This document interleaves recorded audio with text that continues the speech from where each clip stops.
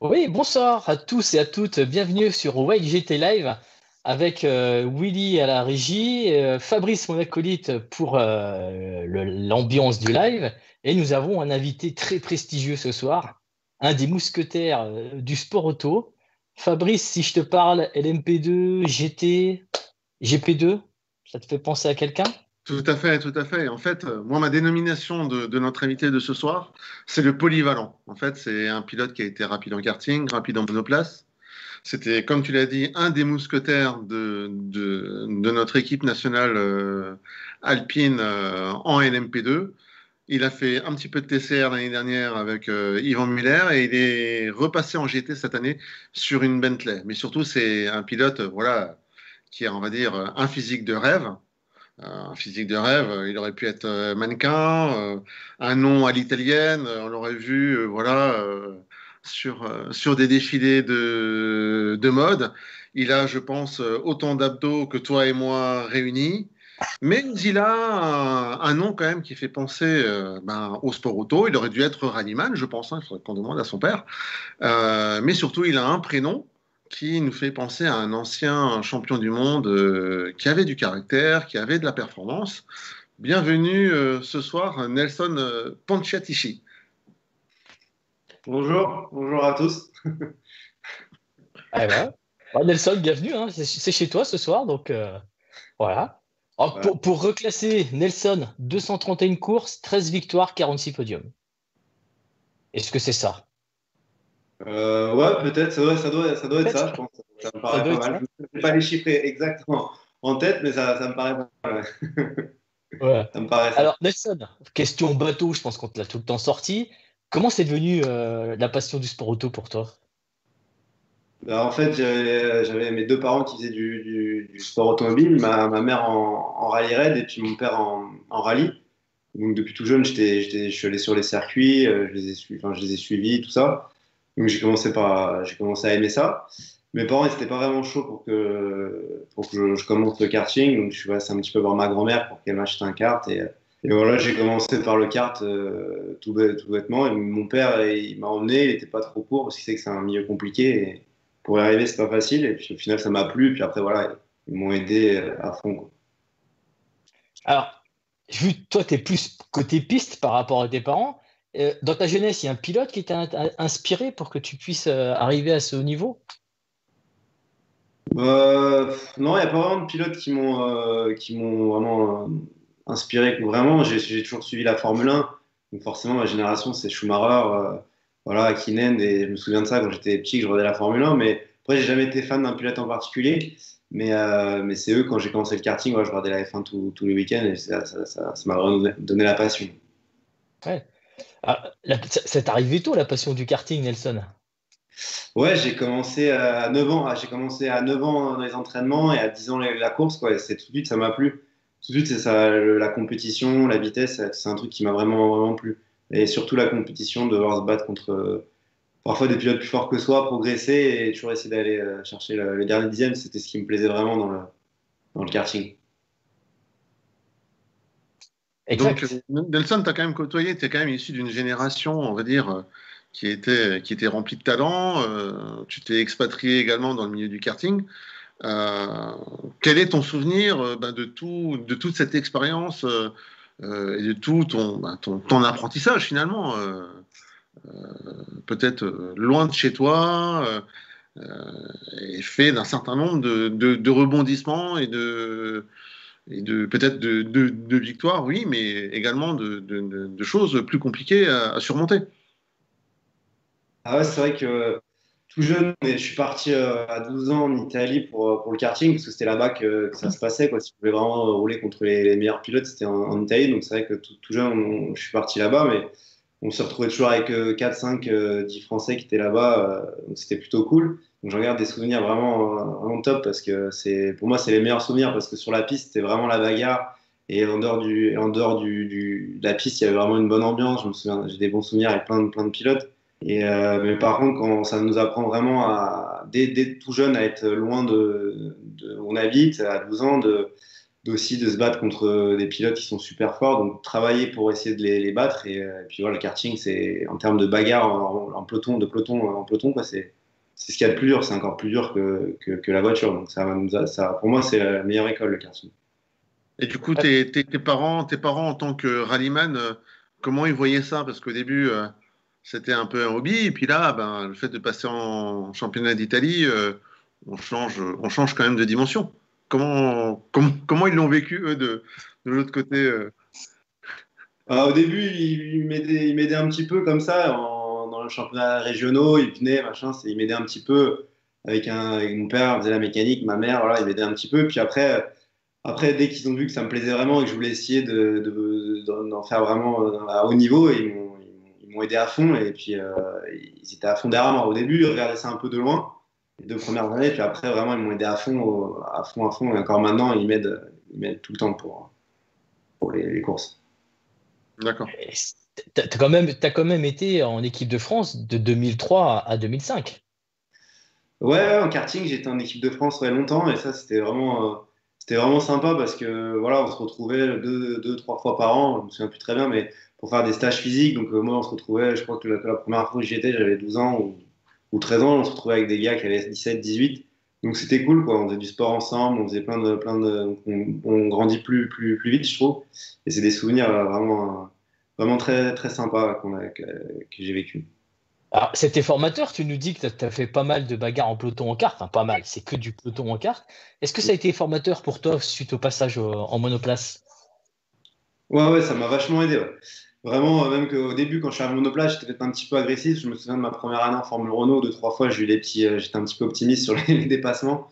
Donc, parce que j'étais un peu comme en kart encore, il a fallu que je sois un peu plus safe sur certains dépassements, mais ça apprend vraiment à gérer une course en peloton. Voilà, si on manque un peu de rythme, à comment gérer un peu le pilote derrière pour pas qu'il nous dépasse. Et tout ça, on l'apprend dans le karting. Après, dès qu'on arrive en voiture, c'est naturel. Peut-être qu'il faut en le garder un petit peu parce que voilà, les monoplaces, c'est pas des kartings, on peut pas toucher. Mais je me souviens que ça m'avait apporté beaucoup. Le pilotage d'une monoplace et d'un karting, c'est différent, vraiment complètement différent. Mais l'approche d'un week-end, comment régler sa machine ou comment faire dépasser, gérer les pilotes derrière, c'est la même chose. Donc on apprend beaucoup. Et justement, Nelson, est-ce que tu peux nous parler d'un de tes partenaires, Euroformula, qui justement on va dire, un des formateurs pour pouvoir passer à la monoplace pour des jeunes issus du karting? Ouais, bah, c'est là-bas que j'ai commencé sur Formula La Châtre. Donc, ils m'ont vraiment tout appris. Parce que quand on arrive du karting, voilà, on sait pas piloter une voiture parce que c'est complètement différent le style de pilotage.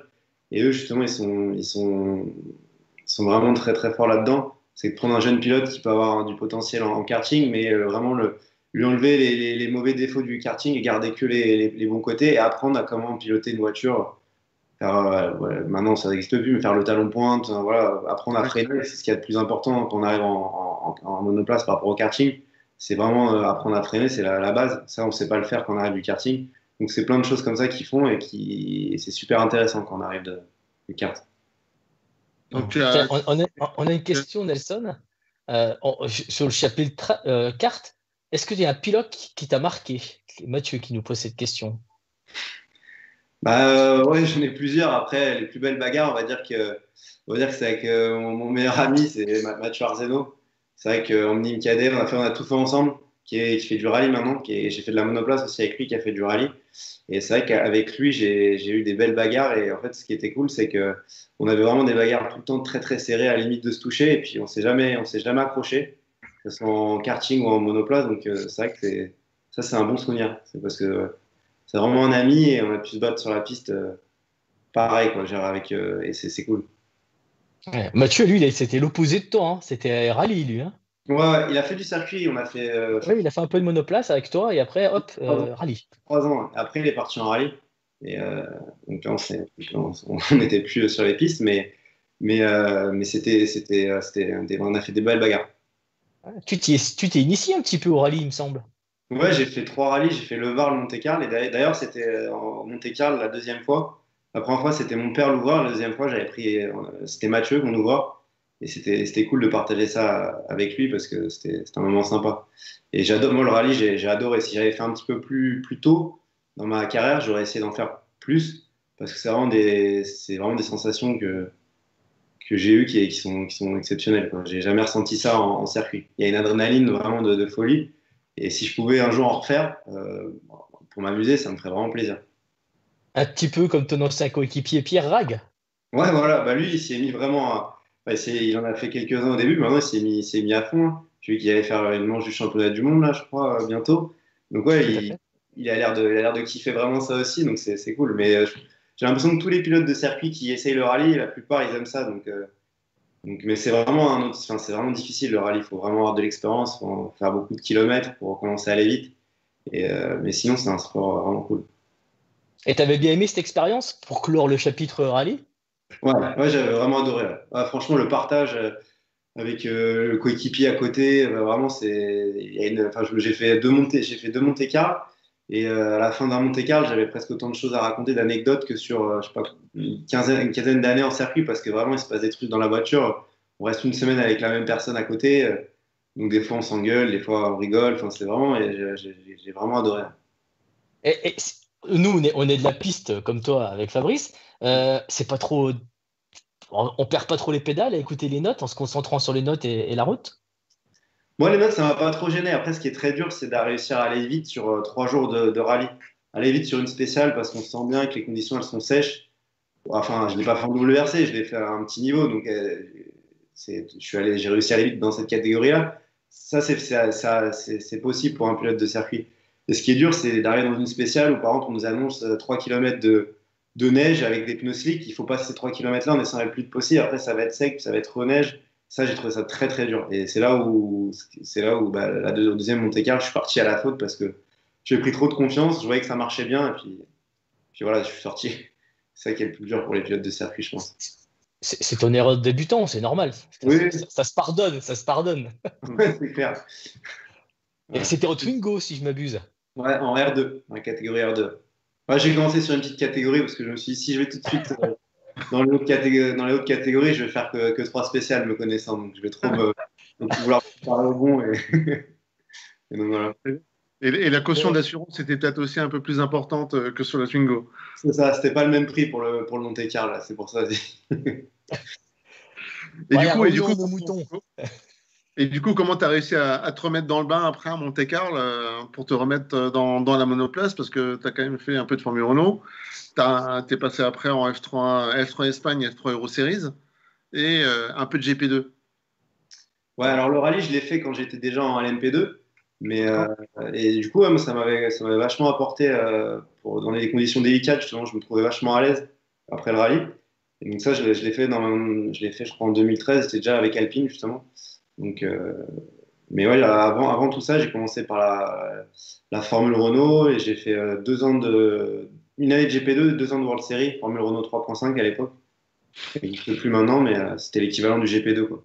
Et bon, Ah, c'est vraiment des catégories, ouais, il y a vraiment du gros niveau parce qu'on se bat contre, bah, moi, mon année, il y avait Ricardo, il y avait Vergne, il y avait, ouais, ouais, tout à fait. Tu as eu Hülkenberg, Petrov, Di Grassi, ouais, ouais, Donano, Pantano, tout ça. Et justement, je rebondis sur la GP2.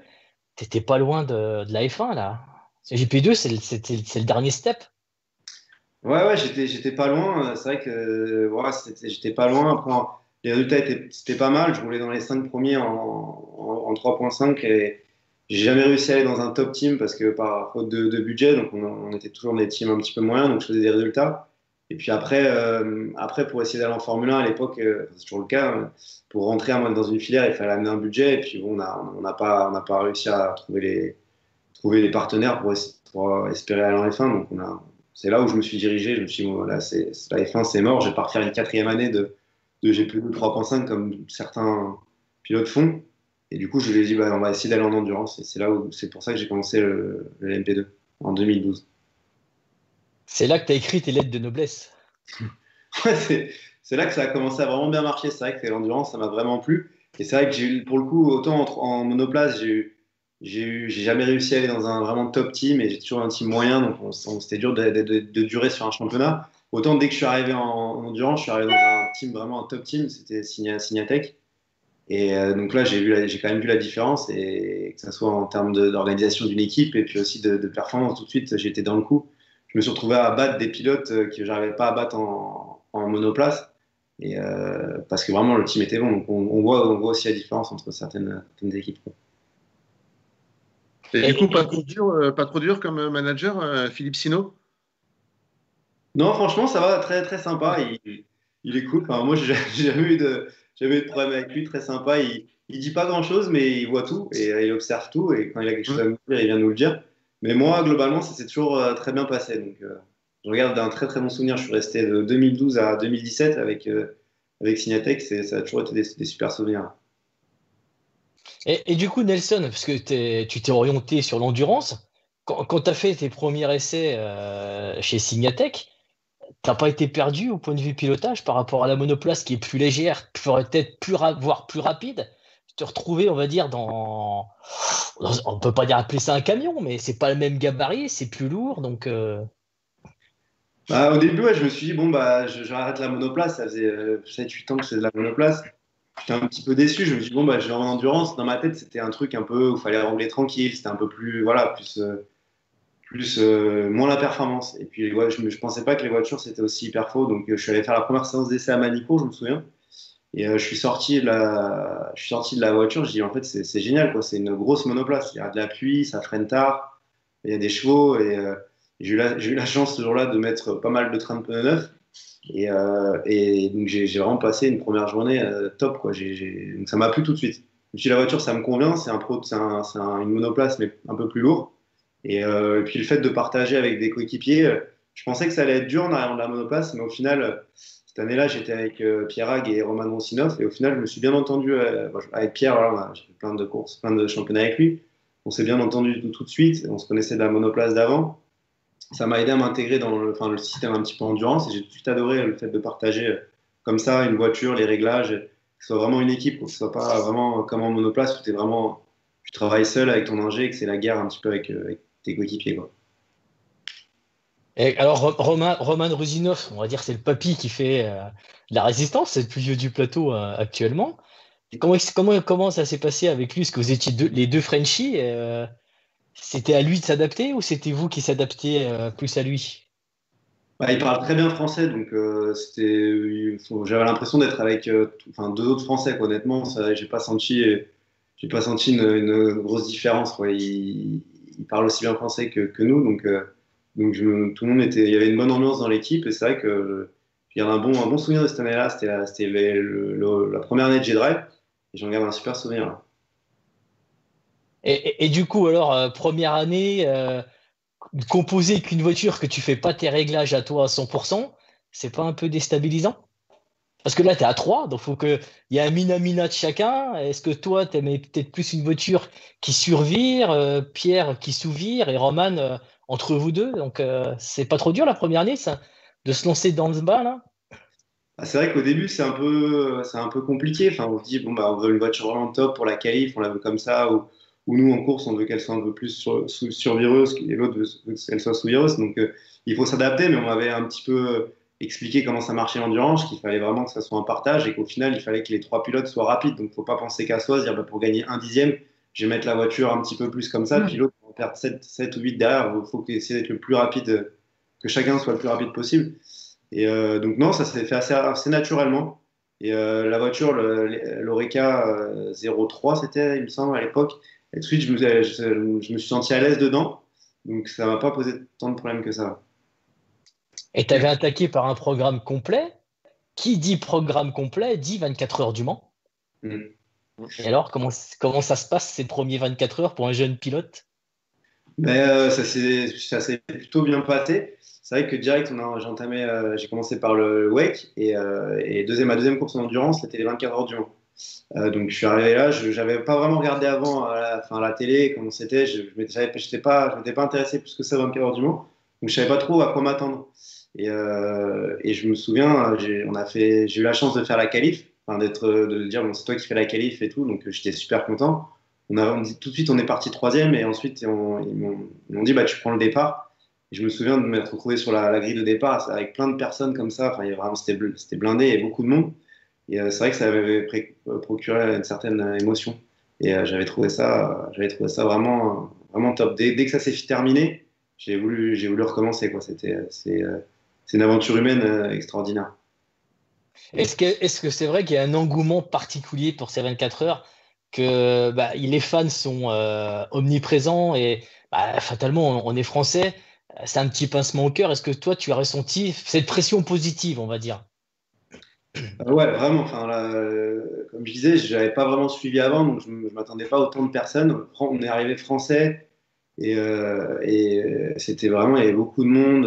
La parade, alors, je suis arrivé à la parade, je ne savais même pas ce que c'était. Je suis arrivé là, je me suis dit, tiens, c'est impressionnant, qu'on a l'impression d'être super connu. C'était assez sympathique. Même si je suis assez réservé et que j'aime pas trop me mettre en avant et tout, j'ai trouvé ça assez sympathique. Et dès que la course est terminée, j'ai dit, il faut le refaire l'année prochaine. Déjà, j'adore le circuit en plus. Je trouve que pour moi, c'est un des circuits que je préfère. Et j'ai dit, l'ambiance, faut faire tourner tout de suite. C'est génial. Alors, circuit un peu plus long par rapport au circuit sprint que tu connais, c'est pas plus compliqué. En plus, ça devait être ta première course de nuit. Ça devait Ouais, être différent, là. Ça a dû te changer du tout au tout, là.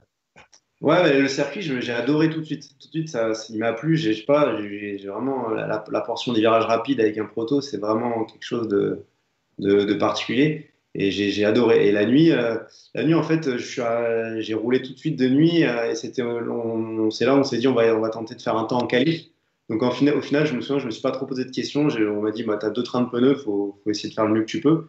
Du coup, je me suis pas mis plus de pression que ça. C'était ma première. Ça s'est fait tout seul et au final, j'ai adoré. J'ai trouvé que c'est les sensations de nuit, c'est quand tu te retrouves au fond, derrière, là, dans les rapides, c'est top. Ouais. Et du coup, toi, tu connaissais le Bugatti, tu as roulé en Bugatti en monoplace. Mm. Vous empruntez la moitié du circuit du Bugatti. Est-ce que tu n'avais pas tendance à prendre tes repères de monoplace en disant, tiens, ce virage-là, je l'aborde comme ça Non, pas trop, parce qu'au final, on emprunte que 2, 3 virages du Bugatti. Donc au final, j'ai pas trop essayé de prendre les repères du Bugatti. J'ai essayé vraiment de repartir à zéro et de me dire, bon, c'est un nouveau circuit et puis j'ai essayé d'y aller petit à petit parce qu'il fallait pas que, il fallait essayer aussi ramener la voiture à chaque sortie au monde. Donc j'ai essayé d'apprendre le circuit petit à petit. Et comme je me suis senti à l'aise assez facilement sur le circuit, que ça m'a plu tout de suite. Il y a des circuits comme ça où on a du mal, et des circuits où on est plus à l'aise tout de suite. Celui-là, ça fait partie du circuit où j'étais à l'aise tout de suite. Et du coup, bah, ça a pas été trop dur, on va dire. En T'étais à plus, l'aise, t'étais à l'aise, Nelson, parce que tu l'avais préparé à la PlayStation ou tu t'étais préparé comment pour apprendre le circuit à Non, cette pas époque? trop. J'avais rien fait. Parce qu'à l'époque, c'était quoi? C'était en 2012. C'était pas encore trop la mode des simulateurs, tout ça. J'avais rien fait. J'avais regardé des vidéos que le team avait dû m'envoyer et j'avais essayé de regarder les points de freinage en me disant, bon, là, ça freine là et les rapports, c'est comme ça. Et j'ai essayé d'y aller petit à petit et puis ça a bien fonctionné, quoi. Ça a bien fonctionné. Ensuite, en plus, j'avais des coéquipiers qui avaient de l'expérience, surtout Pierre Rag. Donc il m'a dit, bon, là, faut faire un peu attention. Là, tu peux y aller. Tu peux. Et ça s'est bien fait. vous étiez passé déjà pas loin du podium, hein.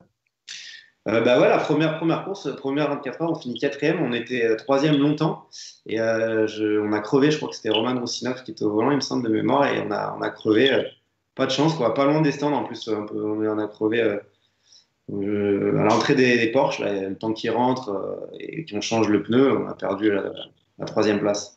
Mais bon, pour une première, j'étais déjà content, moi, quatrième à l'arrivée, on avait de la performance, donc c'était bien. En plus, ta première saison en WEC, vous décrochez aussi un podium, ce qui est pas mal pour ta première saison. Ouais, on a fait bah, la course d'après à Silverstone. Exact. On a décroché un podium. C'était un super souvenir. Je me souviens que j'avais eu une bagarre dans la course avec Sarrazin, qui était sur une Honda à l'époque. Je me souviens plus du nom du team, mais je me souviens que je m'étais bagarré pour la deuxième place avec lui tout le long. Moi, me battre avec des pilotes comme ça, c'était l'ancien de la F1. Donc, il venait juste d'arrêter avec Peugeot, c'était l'année juste après. Donc j'étais en folie, quoi. Je me régalais, j'étais derrière lui et tout. Je me souviens d'avoir appris beaucoup dans le trafic en le suivant parce que j'avais suivi pendant 2 heures de mémoire. C'est là aussi où il faut progresser quand on arrive de la monoplace, c'est doubler les GT, se faire doubler par les P1 sans perdre trop de temps. Et je me souviens l'avoir suivi tout le long et d'avoir appris pas mal de choses. La P1, ça vous rendait pas mal de secondes autour en plus, hein. Ouais, ouais. Mais là, il était avec une P2 je me souviens là, m'être bagarré avec lui c'était plutôt c'était sympa. Mais la P1, ouais, c'est vrai que c'est des voitures impressionnantes. Bon, après 2012, c'est une année d'apprentissage pour toi. 2013, c'est là que ça concrétise. Ouais, Tu bah, passes en ELMS, tu gagnes le Graal en ELMS, tu ouais, refais tes deuxièmes 24 heures du Mans. ouais, c'est toujours avec Signatec, mais là avec Signatec Alpine et toujours avec Pierre Frag. Et donc on repart en ELMS. Mais là, c'était super parce que même si on redescendait en championnat d'Europe et c'était parti avec un constructeur français, Alpine, pour la première fois. Et à la fin de l'année, on gagne le championnat d'Europe, l'EMS, donc on était super contents.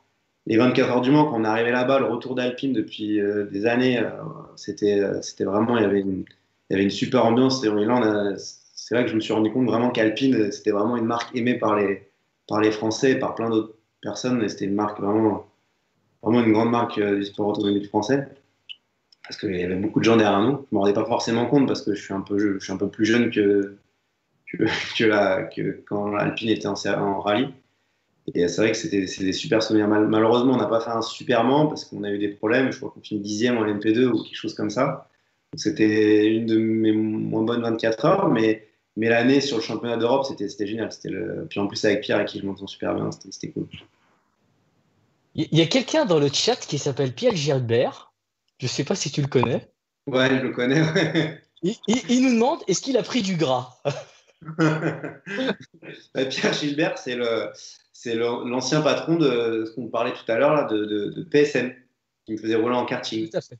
Donc ça, c'est une petite blague qu'on a entre nous. Et après, il nous dit but you are French. Alors, c'est peut-être un truc entre vous. Ouais, parce que j'aime bien de finesse et c'est de finesse. Tout à fait. J'aime bien de Ah, finesse. dans la grande vadrouille. Ouais, c'est ça. Donc du coup, voilà. Et Donc, ensuite, 2013, il y a quand même une victoire importante pour vous, c'était l'Hungaroring. ouais, le Hungaroring, on a vraiment, c'est la première victoire de l'année. On avait fait plein de podiums avant et là on arrive, je me souviens, le départ c'était sous la pluie. Je crois qu'on c'était Pierre qui prenait le départ, on hésitait à mettre les slicks ou les pluies et presque tout le monde, enfin il y a pas mal de pilotes qui ont essayé de mettre les slicks, lui il a dit non, ça passe pas, on a gardé les pluies et il a doublé tout le monde, enfin il a doublé ceux qui étaient en pluie, il a fait un super relais, m'a rendu la voiture avec je sais plus combien d'avance et puis on a gagné, moi j'ai fini sur le sec et on a gagné nos premières courses et donc là on était super contents parce qu'Alpine, voilà, le retour, on gagne au bout de 3 courses et on se replace pour le titre avant la fin du championnat. Donc c'était top. Et on passe à 2014 avec rebelote, refait un copier-coller. Sauf qu'en 2014, on a quelqu'un pour toi qui va apparaître à l'écran. Et il me semble que tu vas le reconnaître. C'est ton coéquipier. Ah. Alors, tu as une chance sur deux de nous dire c'est lequel. Faut que je choisisse lequel c'est. Faut que tu choisisses lequel c'est. Lequel L'autre, il était anglais, donc j'imagine que c'est Paul Loup. Bah, tu are French. Ouais, c'est ça. C'est ça. Voilà, Bonjour on à accueille tous. Paul Loup Chatin. Salut Paul Loup, comment ça va? Très bien, merci. Bonjour à tous. Salut Nelson. Salut, ça va? Ça va très bien. Bon, vu qu'on est sur 2014, messieurs, bah, parlez-nous de votre première saison ensemble. Tiens, ça pourrait être sympa avec des petites anecdotes croustillantes, je pense, non? Carrément. Ou Bah, Nelson. c'était studieux? C'était les deux, je dirais, mais je vais laisser Nelson à lui l'honneur et puis je compléterai. Non, alors ça a été une super année, quoi. On s'est bien entendus tous les trois et c'est vrai que voilà, je me souviens quand Paul Loup arrivait du LMP, ça s'appelait plus LMP3, mais de Formule Le Mans. Et, tout de suite, il a été super rapide. Il y a Oliver aussi qui arrivait de la monoplace, donc qui avait déjà beaucoup d'expérience. Et on s'est bien entendu, malgré qu'il y ait deux Français et un Anglais. Oliver il s'était bien intégré et voilà, tout de suite, on a bien marché. Même si je me souviens que la première course, c'était difficile parce qu'on n'avait pas choisi la bonne marque de pneus. Et tout de suite, Philippe Sino a pris la décision de changer. Et tout de suite, on a commencé à faire des résultats. Et puis on a fait une super année tous les trois, quoi. Dans une bonne ambiance. Et c'est ça qui est important en endurance, c'est que ça se passe bien, que tout le monde tire l'équipe vers le haut et que c'est comme ça qu'on avance, quoi. Bah, je suis d'accord. Non, honnêtement, c'était une année assez géniale. En effet, on a eu la chance d'avoir aussi Oliver avec nous, ce qui fait qu'on était 3 pilotes assez jeunes, avec des carrières un petit peu différentes, mais malgré tout, on était tous passés par la monoplace avant. Et puis, on a chacun eu un petit peu notre rôle dans l'équipe et qu'on a tous bien respecté. On avait Nelson qui avait le plus d'expérience en LMP2, qui nous a amené bien évidemment tout ce qu'il sait faire de mieux. Bon, tu le sais, Nelson, mais un pilote hyper sûr avec une super pointe de vitesse. Donc, qui a eu clairement ce rôle en 2014 de leader dans l'équipe, qu'il a fait bien parce que je crois qu'on gagne le titre quand même à la fin de l'année. Donc c'était une année top. Et puis Oliver et moi, qui découvrions réellement l'endurance en LMP2. On a aussi rempli notre part du boulot. Mais pour moi, personnellement, c'est une de mes plus belles années en sport automobile. Bien évidemment, gagner, c'est génial. Gagner en représentant Alpine, c'est encore plus beau. Et puis, on est monté aussi, pour nous trois, pour la première fois sur le podium des 24 heures du Mans. Donc, pour une première participation de mon côté, c'était un petit peu comme une victoire. Surtout qu'on aurait, je pense, on aurait dû gagner cette année-là. Malheureusement, on casse un support de porte-maillot vers 10h du matin, donc on retrouvera dans 7e position et puis on remonte malgré tout 3e. Donc c'était un peu une victoire pour nous, même si avec du recul, on se dit mince, finalement, on aurait dû gagner cette année, quoi. Alors, Paul Lou, je pose la question parce que Nelson est là. C'était le plus vieux pour vous cette année en 2014. Il était bon pédagogue? Ouais, il était très bon pédagogue je pense que tous les trois, on formait une bande de potes et c'était vraiment dans les années où, enfin 2014, on rêvait tous, on était exceptionnellement bien chez Alpine, mais s'il y a une équipe qui est inspirée ce qui se faisait de mieux à l'époque, c'était Audi. Et quand on prenait des trios chez Audi comme avec Trélulier, Fassler et Lauterer, hormis d'être 3 pilotes super rapides, c'était aussi vraiment des amis. Et je pense que cette année-là, c'est ce qu'on a réussi à faire tous ensemble. Donc c'était très bien. Et bien évidemment, Nelson qui a amené toute son expérience et puis ce rôle de leader cette année-là, a joué pour beaucoup là-dedans. Donc c'était assez top. Et puis s'il y a un point où Nelson m'a toujours tiré vers le haut, c'est pour moi, il a une faculté énorme de mise en action. C'est-à-dire que aujourd'hui, et en endurance particulièrement, où on s'entraîne peu, on a peu de séances d'essai, il faut savoir être dès le premier tour de piste quasiment à 100% des capacités de la voiture, parce que parfois avant de prendre le départ avant de faire une qualif ou prendre le départ de la course, on va avoir fait entre 5 et 15 tours par pilote. Donc bien évidemment, une personne qui sait s'adapter tout de suite et qui sait tirer le meilleur de la voiture en 1, 2, 3 tours, c'est un élément clé et en tout cas il m'a énormément aidé à progresser là-dessus et je pense aujourd'hui que ça fait partie de mes points forts et donc Nelson n'y est pas pour rien là-dedans. Ah donc c'est pas un diesel alors? Non, c'est pas il un marche diesel, direct. non, je confirme. Par contre, vous êtes pas. C'était une belle histoire d'amour. Oui, excuse-moi, vas-y Fabrice. Paul Lou, dans Détroit, c'était qui le plus rapide? C'était lui quand même? On avait tous des rôles un petit peu différents. Ce qui est sûr, c'est que cette année-là, il n'y avait pas de. C'était quelque chose de clair dès le début de la saison où c'était Nelson qui allait faire les séances de qualification et essayer de positionner au mieux la voiture en qualification pour le départ de la course.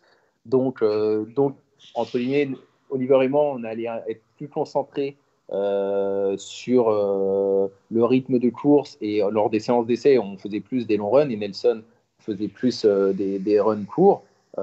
Mais donc, oui, intrinsèquement parlant, à ce moment-là, Nelson il était celui qui emmenait la voiture était le plus performant sur un tour de par ses qualités et puis aussi par rapport à ce qu'on avait décidé de mettre en place avec l'équipe. Et hors piste, c'est lequel le plus rapide? Hors piste, Sur des skis, je vais dire que c'est moi. Et en rallye, il a un peu plus d'expérience que moi, donc je vais dire Nelson. Mais sinon, on évitait d'aller trop hors piste quand même. J'ai progressé en ski, j'ai progressé. En plus, là, j'en profite, il y a Pierre Rail qui vous dit salut les copains. Ah. Et il y a Thomas Médétal qui dit c'est la réunion du MEDEF. Bon, bah, monsieur. Hein. Et justement, en parlant de Pierre Rag, il y a une grosse histoire entre vous trois parce que vous avez porté longtemps les couleurs d'Alpine et vous les avez portées haut d'ailleurs, à vous trois.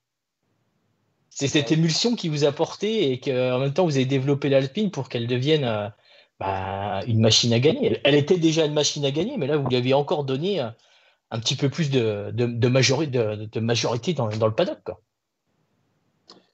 Bon, je me permets, je vais laisser parler Nelson après, qui connaît encore mieux Pierre que moi. Mais si moi j'ai un regret un petit peu dans cette épopée alpine qu'on a vécue un peu tous ensemble, c'est qu'il n'y a jamais eu une année où on se soit retrouvés tous les trois sur la même voiture et à partager cette même voiture parce que je pense qu'on aurait pu tous ensemble décrocher des belles victoires. Donc bon, c'est mon petit regret. On a failli, ça a failli se faire. Et puis ça s'est pas fait, mais c'est sûr que en tant que pilote français, au même titre que Nicolas Lapierre, on n'est pas les seuls à avoir piloté pour Alpine dans ces dernières années, mais on fait partie, je pense, des personnes qui ont aidé Signatech Alpine à monter sur les plus belles marches européennes et mondiales. Un trio français, c'est rare quand même. Sur une marque française, vous nous avez fait plaisir, vous avez fait briller nos couleurs, les gars. Chapeau. C'est gentil. Ah, mais de rien, écoute, c'est gratuit. Hein. Donc voilà. Donc voilà. Paul Loup, est-ce que tu as des petites années encore qui t'ont marqué? Tant qu'on t'a, on va pas te monopoliser ta soirée. Parce que c'est une soirée spéciale Nelson, donc on voulait faire la surprise de te voir. D'accord, non, je voulais demander à Nelson, parce que je me suis dit, il faut bien que je lui pose une question. Si en 3 dates ou en 3 courses ou en 3 événements, il doit résumer ses années alpines, et ça m'intéressait de savoir ce qu'il mettait qu'est-ce qui l'a plus marqué chez Alpine en 3 dates. La première, c'est le premier podium au 24 heures du Mans en 2014. Je dirais que c'est quand même c'est mon meilleur souvenir parce que monter sur le podium, ça a été un truc de fou. Hein. C'était ces gens-là comme ça qui sont là. Il y avait une ambiance donc ça restera toujours, ça restera gravé dans ma mémoire. Après, je dirais que ça le premier titre en 2013, parce que c'était mon premier titre important, que ce soit sur monoplace ou en endurance. Donc ça, je m'en souviens vraiment. Et en plus, c'était à la dernière course. On avait eu plein de problèmes et on avait réussi à gagner. Donc c'est un super souvenir. Et en 3, c'est un bon souvenir, mais en même temps, c'est un gros regret. C'est la dernière participation avec Alpine au Mans où on finit 4e du général. Et on était 3e du général jusqu'à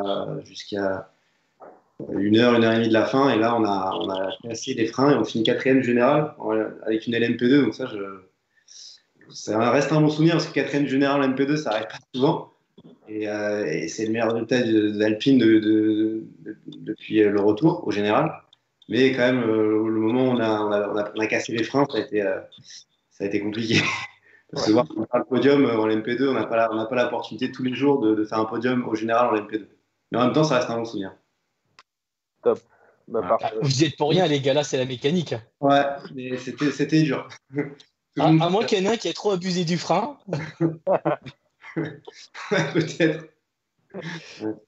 Alors, je m'en souviens, 2017, c'est la seule année où je faisais pas le Mans sur ces dernières années. Et je commentais, et je venais de finir mon relais, entre guillemets, de commentateur quand c'est arrivé. Et en effet, je veux bien croire, Nelson, c'est plus compliqué. Ouais. Surtout que c'était pas toi dans la voiture en plus, hein, je me trompe pas. Hein. Non, c'était André Negrao qui était dans la voiture. Et c'était dur, hein, c'était pas cool. Mais bon, c'est parti de la course. Carrément. Bon, je vous laisse. Je rends l'honneur à Nelson pour la fin de ce live. Merci à vous tous. La bise à Pierre. Et puis à bientôt. À bientôt. Donc, Paul Loup, peut-être on aura l'honneur de te recevoir. Avec plaisir. Donc, Avec plaisir. on verra ça ensemble hors antenne. En tout cas, merci beaucoup pour ton passage. Merci pour ta gentillesse et ta disponibilité. 1, 2, 3. Et puis, on te souhaite une très bonne soirée. Pareillement, merci à vous tous. Merci, Paul-Loup. Bonne soirée. Bonne soirée. Ciao. Bon, eh ben Nelson, on revient sur toi. Maintenant, c'est fini. Hein. T'as eu ton moment de repos. Maintenant, on va te tirer dessus. On va reprendre le matraquage. On en était où? Ah oui, on était sur le deuxième titre LMS. Et moi, il y a une année qui m'a fait plaisir, c'est 2015. C'est peut-être pas pour toi une bonne année, mais vous avez eu un podium de fou à Shanghai. Vous avez eu une course de fou à Shanghai. Ouais, on a eu une super course, surtout que 2015, je pense qu'on aurait pu faire vraiment une super année. Malheureusement, on avait encore l'ancienne voiture quand plein de les Oreca et Ligier sont allés avec le nouveau modèle. Et c'est vraiment dommage parce que je pense que c'était l'année où on aurait pu faire, si on avait pris l'option de la voiture de l'année, on aurait vraiment pu faire des super résultats parce avec Paul Loup, on avait fait tout 2014 ensemble, on se connaissait bien, on connaissait l'équipe et je pense qu'on aurait pu vraiment aller chercher beaucoup plus de victoires. Mais à Shanghai, ouais, on a réussi parce que la course était sous la pluie, on avait Tom Dillman ce week-end-là aussi. Et la course sous la pluie, moi j'ai pris le départ, c'était vraiment des conditions de fou, c'était compliqué de rester sur la piste. Et je me souviens qu'ensuite, c'est Paul Loup qui a pris le volant de deuxième relais, il a fait un super relais et il est remonté sur tout le monde. Je crois qu'il rend la voiture en tête ou deuxième, je me souviens plus très bien. Et puis, non, en tête, ouais. Et ensuite, Tom Dillman a pris le relais, il a bien fini. Mais ça a été une course de fou. Je me souviens que même au début, pour rester le premier relais, pour rester sur la piste, moi j'avais du mal et je me souviens de me plaindre beaucoup à la radio et de dire c'est impossible, on n'y arrive pas. Et au final, on a réussi à gagner la course, donc c'est un super souvenir. Surtout qu'on gagne devant toutes les nouvelles voitures de l'année. Nous, on avait la voiture de la l'Oreca 03 il y a quelques années en arrière et on a réussi à gagner. Et donc c'était un super souvenir. Et moi, je me souviens également de cette course, Nelson, c'est que les LMP2, enfin, du moins l'Alpine telle qu'elle était avec vous au volant, vous n'étiez pas si loin que ça des LMP1. Ça m'avait vachement surpris, c'est que le rythme de course était vachement, vachement bon et vachement élevé en LMP2. Ouais, c'est sûr que les LMP2, ça marche fort. Après, je me souviens plus exactement de si à cette course on était proche des LMP1. Mais c'est vrai que parfois, dans des conditions un peu difficiles, on peut se retrouver pas si loin que ça des LMP1. Donc, la voiture, ces voitures-là marchent vraiment bien, elles ont beaucoup d'appui, c'est vraiment des voitures performantes.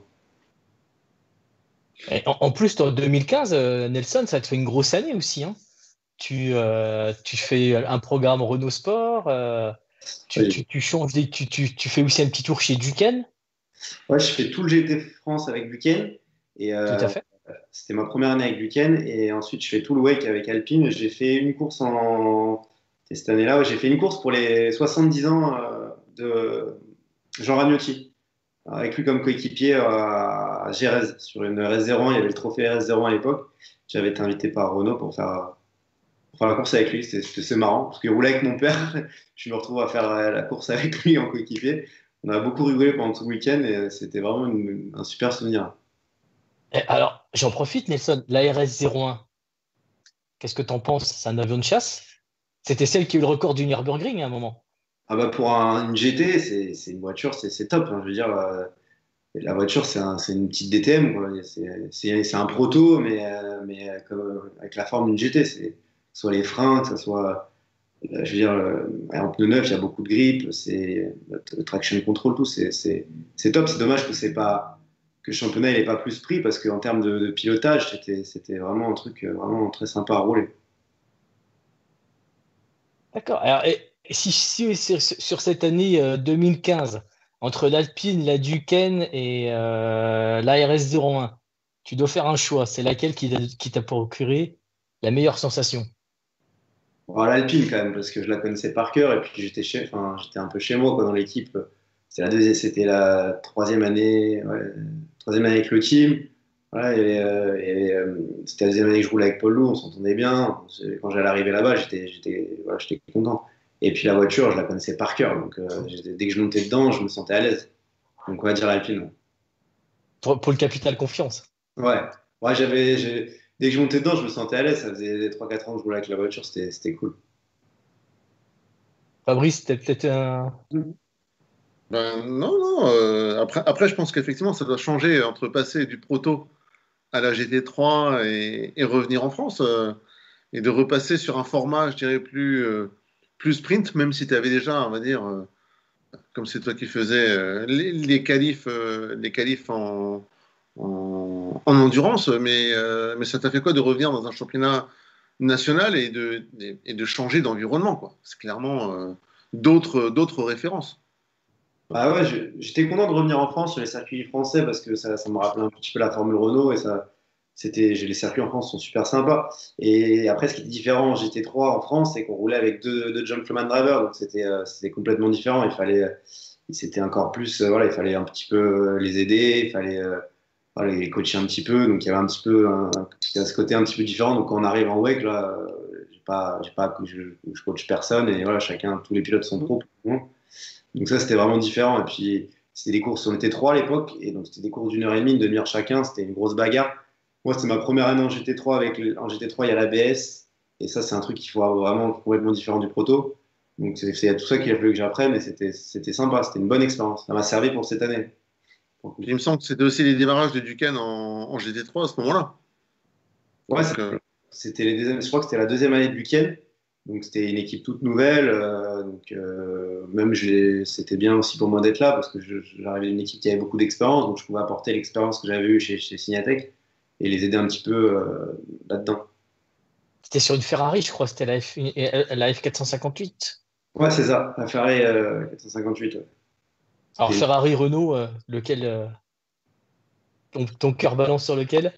La RS01, à conduire, c'était quand même C'est au-dessus de autre la. chose. Ouais, c'était vraiment. Bah, moi, ça se rapprochait plus du proto. Donc, c'était plus. Je connaissais un peu. Enfin, j'étais un peu plus à l'aise. C'était quand même plus sympa à conduire. La RS01, honnêtement, dans sa version trophée, là, c'était vraiment une voiture très sympa à rouler.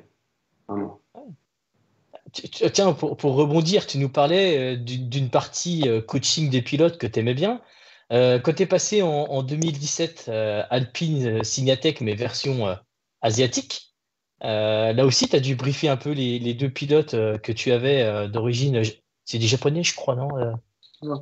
Tu avais Oping-Tu et Cheng. C'est ça, au Pintung et Cheng. Ouais. C'était en 2016, ça. 2016, pardon. Voilà. Et ça n'a pas été trop dur de les former aussi, parce que eux, ils s'apprenaient tout de l'Europe, quoi. Bah, c'était surtout David Cheng parce qu'au Pintung, il avait quand même une grosse expérience en GP2, il avait fait du GP2, il avait fait des tests F1, donc il avait je crois même qu'il avait déjà fait Le Mans, il avait déjà une bonne expérience et une bonne pointe de vitesse. Après, avec David Cheng, ouais, c'était un petit peu plus compliqué. Toute l'année, il a eu un peu plus de mal, mais bon, voilà, ça, il n'a jamais réussi à se mettre dans le rythme, quoi. Ça a été compliqué. Même au Pintung, il l'a aidé. Voilà, ils étaient assez proches. Il a essayé de l'aider. Il n'a jamais réussi à aller vite avec cette voiture. Et c'est dommage parce que je pense que, pareil, on pouvait faire quelque chose de bien.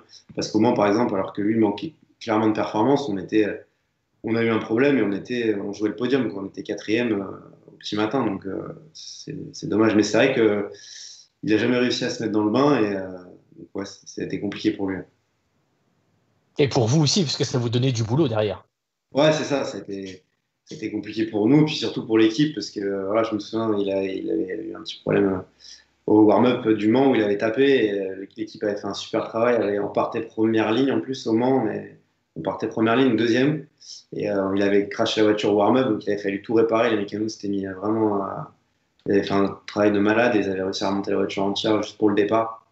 Je me souviens qu'on était parti avec le volant qui était comme ça, mais c'était top, quoi. Nous, on pensait pas faire le départ. On partait première ligne et puis bon, c'était cool. T'as fait toute la course avec le volant comme ça? Ouais, un petit peu, ouais, j'exagère, c'était comme ça, mais Ouais. après, ce n'est pas pour la performance, parce qu'on a été rapide, mais c'est vrai que c'est un petit peu au début, on a été un petit peu perturbé. Mais ouais, je me souviens qu'ils n'avaient pas ils avaient peut-être certainement pas eu le temps de tout faire parce que c'était pas longtemps avant le départ, l'accident. Ah, tout ce qui est. Voilà, après, donc pareil, tu refais une deuxième année avec Alpine asiatique, on va dire. La 2017? Ouais, 2017, non, je refais l'Alpine avec Pierre Rag et avec André Pierre. Negrao. Ouais. Et André Negrao, Et ouais. c'est là que vous refaites encore un podium au Mans. C'est là qu'on fait troisième en LMP2 et justement ce que j'ai raconté tout à l'heure, on fait quatrième quatrième du général et qu'on était troisième du général à 1 heure de l'arrivée. Et que je quitte la voiture et André Negro il monte, il fait un super relais et je crois que c'était, je sais pas si c'était Senna enfin c'était une rébellion derrière et il le largue et tout donc on était bien et puis d'un coup j'étais dans le calon puis j'entends le speaker hurler et je descends et je vois que c'est lui qui a perdu les freins donc on était vraiment déçus, tout le monde était vraiment très déçu parce que à moins de rouler en LMP1 l'opportunité de faire un podium en LMP2 quand tu peux avoir la chance de le faire qu'à 1 heure de l'arrivée, t'es troisième, ça va pas arriver souvent, je pense, parce qu'il y avait une hécatombe, clairement, toutes les LMP1 étaient tombées, c'était l'année où je me souviens plus ce qui s'était passé, mais toutes les LMP1 avaient eu des problèmes, et on se retrouve là, à 1 heure de l'arrivée, c'était un petit peu dur. Grosse pression, là. Ouais, c'était moi, mon dernier relais, je me souviens que dans la voiture, c'était grosse pression. Et justement, parle-nous un petit peu de ces LMP2. Est-ce que c'est des voitures qui sont faites pour durer 24 heures et 1 minute? Ou est-ce que finalement, c'est quand même une conception et une réflexion? Alors, effectivement, c'est Eureka qui est constructeur du châssis de l'Alpine, mais aujourd'hui, quand même, c'est des voitures qui sont quand même de plus en plus fiables, qui vont de plus en plus vite, il faut quand même le souligner, hein, entre les premières générations de LMP2, 2013-2014, après sont arrivées les coques fermées. Finalement, est-ce que c'est quand même des voitures faites pour de l'endurance, on va dire, qu'on va qualifier d'intensive? Ouais, honnêtement, c'est des voitures qui sont vraiment super. On peut attaquer du début à la fin, que ce soit les vibreurs. Normalement, voilà, on n'a pas trop de problèmes de frein, même si là, en 2007, on a eu le problème de frein. Moi, j'ai jamais eu un seul problème de frein. C'est des voitures qui sont super fiables. On peut attaquer, on peut être à la limite. Et si pendant 24 heures, il faut être à la limite, la voiture elle tient. Après, ça dépend un petit peu de la stratégie. Si on a de l'avance, on ne va pas bêtement rouler à bloc pour juste faire des chronos. Mais si on demande à la voiture, en tout cas, ça fait depuis 2018, j'ai pas roulé en MP2, mais en tout cas, à cette époque-là, on pouvait vraiment pousser avec les voitures, elles étaient vraiment fiables. Ça, c'est vraiment agréable pour un pilote parce qu'on n'a pas à se poser la question de se dire il faut économiser ici ou ça, et on peut vraiment attaquer sans se poser de questions. D'accord. Et, on passe sur 2017 où là, pareil, tu nous refais un petit coaching. Tu vas en V2V, tu prends une série V2V avec un jeune pilote qu'on a eu, Lucas Légeret. Mm. Vous avez pas mal performé tous les deux aussi. Ouais, du coup, 2017, je fais donc Alpine et le V2V avec Duquesne parce que j'avais vraiment eu une bonne relation avec Duquesne quand j'avais fait le GT. Donc, j'avais fait j'ai fait 4 saisons avec eux, dont 2017, et je me suis retrouvé avec Lucas Légeret, un jeune pilote qui avait 15 ou 16 ans à l'époque, qui était déjà super rapide, je me souviens, et qui avait fait une belle année. On avait eu des victoires, des pôles, et ça a été une belle saison. Je découvrais le V2V et le LMP3, et ça a été une bonne saison, avec de bons souvenirs. Et puis c'était un petit peu du coaching, j'essayais de l'aider parce qu'il arrivait du karting, j'essayais un petit peu de donner mon expérience et puis le faire progresser. Et puis il était déjà très performant à son âge, dans une voiture aussi puissante, c'était déjà beau. Tiens, je vais rebondir sur ce que tu as dit, Fabrice, sur les deux LMP2 couvertes et ouvertes. Nelson, toi, tu as eu le bonheur ou la malchance de connaître les deux, suivant de quel côté tu te mets. Est-ce que toi, tu préfères la version ouverte ou la version fermée de la P2? Ouais, c'est différent, pour la sécurité, c'est quand même beaucoup mieux fermé. Mais c'est différent, ces deux voitures voilà, que j'ai appréciées. Je garde de super souvenirs avec celle ouverte parce qu'on a fait des super résultats et c'est mes débuts en endurance. Après, c'est vrai que celle fermée, elle était beaucoup plus performante. On a gagné 10 secondes au Mans. Donc c'est sûr qu'en sensation, c'était génial, hein. Je crois que ça allait aussi vite que les LMP1 de 2010, il me semble, de ce que j'ai cru. Donc en termes de performance pure, la nouvelle était quand même top. Moins de pression sur le casque et le cou aussi, je pense, non? Ouais, c'était un peu plus facile pour ça. Après, il faisait plus chaud. Donc ça, c'était plus compliqué. Ah, Mais bon, on peut pas tout savoir. Mais c'est pour la sécurité, c'est déjà beaucoup mieux fermé quand même. Au Mans, quand on est à 300 et quelques dans la ligne droite, vaut mieux avoir un pare-brise. Au cas où. ah, Nelson, il y a un truc qui revient souvent dans le chat. Il y a Sylvain Polos qui nous dit on veut une petite anecdote croustillante. Une anecdote trop. Je n'ai pas beaucoup, hein. Je suis assez sage, hein, sur les circuits. Je suis pas trop. Non, j'ai pas trop d'anecdotes comme ça sur les circuits. Bon, donc, studieux. Nelson est studieux. Même pas une petite. T'as pas déconné ou chambré tes coéquipiers des fois? Je le connais, Sylvain Polos, donc il sait comment je suis et qu'on a passé des bons moments sur les plages à Saint-Tropez.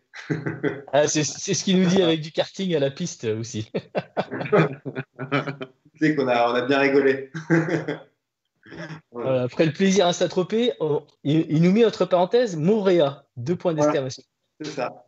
C'est une plage où, où j'ai l'habitude d'aller, enfin on a l'habitude d'aller l'été et on rigole bien à chaque fois au Montréal. C'est une petite plage à Saint-Tropez très sympa.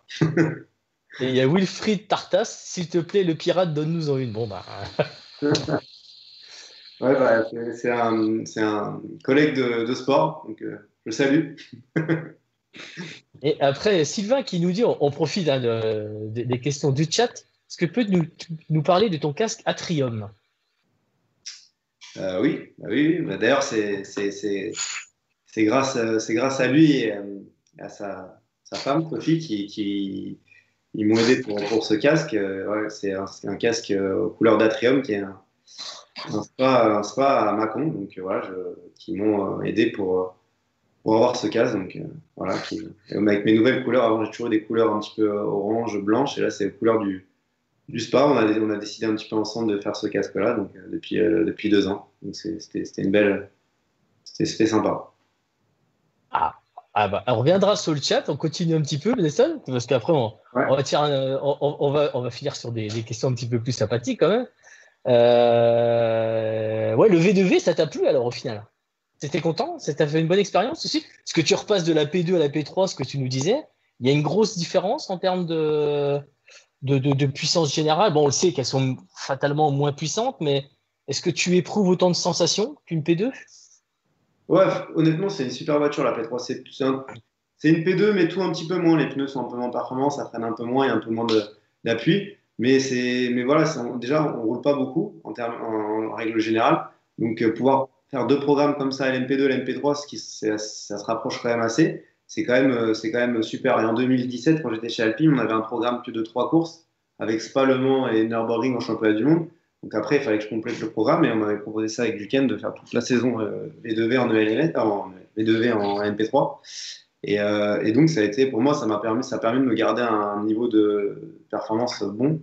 Parce que c'est comme tout, si on s'entraîne pas, on perd un petit peu de niveau. Donc, c'était bien. Et le V2V, c'était un championnat voilà, un peu plus cool que le WEC, hein, ça c'est sûr. Hein, avec, voilà, c'était plus, une fois que la compétition est terminée, c'était plus sympathique. Mais les performances, il y avait bien 5 7 voitures qui étaient avec des bons pilotes. D'accord. Tu as quand même bien performé avec ton jeune apprenti, si on peut dire ça. 3 victoires, Catalunya, Dijon et Estoril, quoi. Ouais, ouais, il a super bien marché. Au début, je ne savais pas trop, c'était un jeune pilote, voilà, il avait 16 ans, il arrivait du kart, donc je ne savais pas trop à quoi m'attendre. Tout de suite, il a bien marché. Je me souviens qu'à la dernière course, c'était horrible. On a fait une 6 heures à 2, et donc il a roulé 3 heures dans la voiture. Je me suis dit, il va être fatigué et tout, et puis au final, il a fait ses 3 heures, il a bien roulé.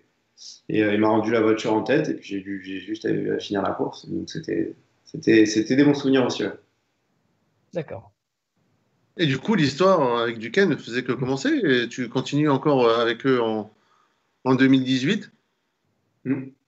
Ouais, je continue avec lui en 2018, cette fois en LMP2, donc c'était super. Moi, j'étais content de partir avec moi en LMP2 parce que j'avais été au début de l'aventure en GT, et là, quand ils m'ont proposé de faire le LMP2, j'ai été super content. En plus, il y avait Pierre Rag, donc je repartais encore avec Pierre, ça c'était cool.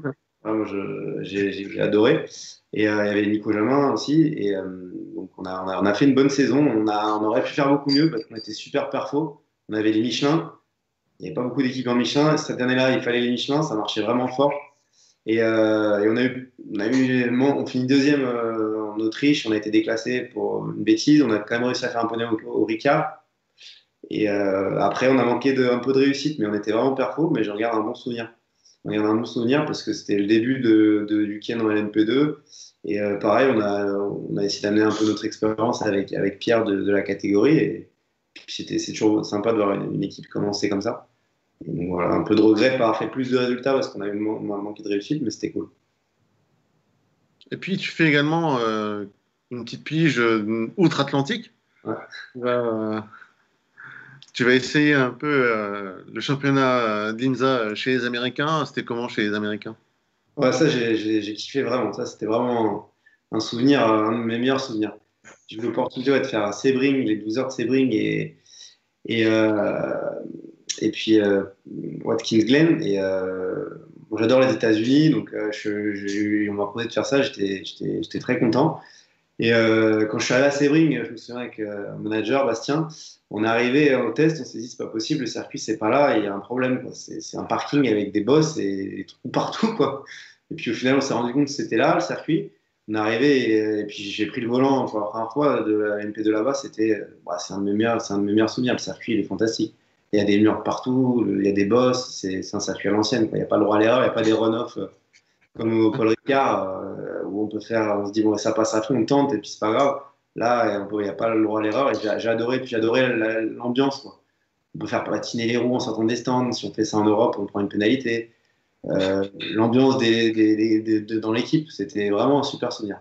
Donc, ouais, Donc, c'était une équipe 100% américaine, malgré que tu roulais qu'à chassis Oreca. ouais, juste le châssis Oreca, mais que, 100% ouais, que des Américains. L'ingé, les mécanos, que des Américains. pas trop de problèmes à la radio, tout, non, ça allait? Non, ça va. Juste, je me souviens d'un moment donné où, enfin, je sais pas, pour moi, les pneus en anglais, tu me dis for new tires. Et eux, ils m'ont dit, bah, on va te mettre des stickers. Et je me souviens de ça, je m'étais dit, pourquoi ils me disent ça, des stickers? J'avais vraiment entendu, même dans les teams anglais. Et c'était une expression que j'utilisais pour dire, on va te mettre 4 pneus neufs, quoi. J'avais vu arriver les pneus, donc j'avais compris. Mais sur le moment, je m'étais dit, mais qu'est-ce qu'il me dit là? Et c'était un souvenir que je me garde comme ça m'avait bien fait rire. Bah, tu as French, tu aurais pu leur dire. J'aurais dû dire ça à la radio. Mais Sebring, ça t'a pas un peu rappelé le rallye? Ouais, c'est vrai que c'est un peu ça, ouais. Des bosses de partout. Et c'est un circuit vraiment de folie. Je me souviens de la première séance de nuit. J'avais pas roulé donc en MP2 de août à là, arrivé en mars. Donc je suis arrivé là sur série, je connaissais pas. Et la première série, je me suis dit, voilà, va falloir que j'envoie pour commencer à rentrer en étang, parce qu'à la fin de la première série, il m'en manquait un petit peu. Et donc je me suis vraiment forcé parce que le circuit, c'était à l'ancienne, les murs, il y avait pas le droit à l'erreur.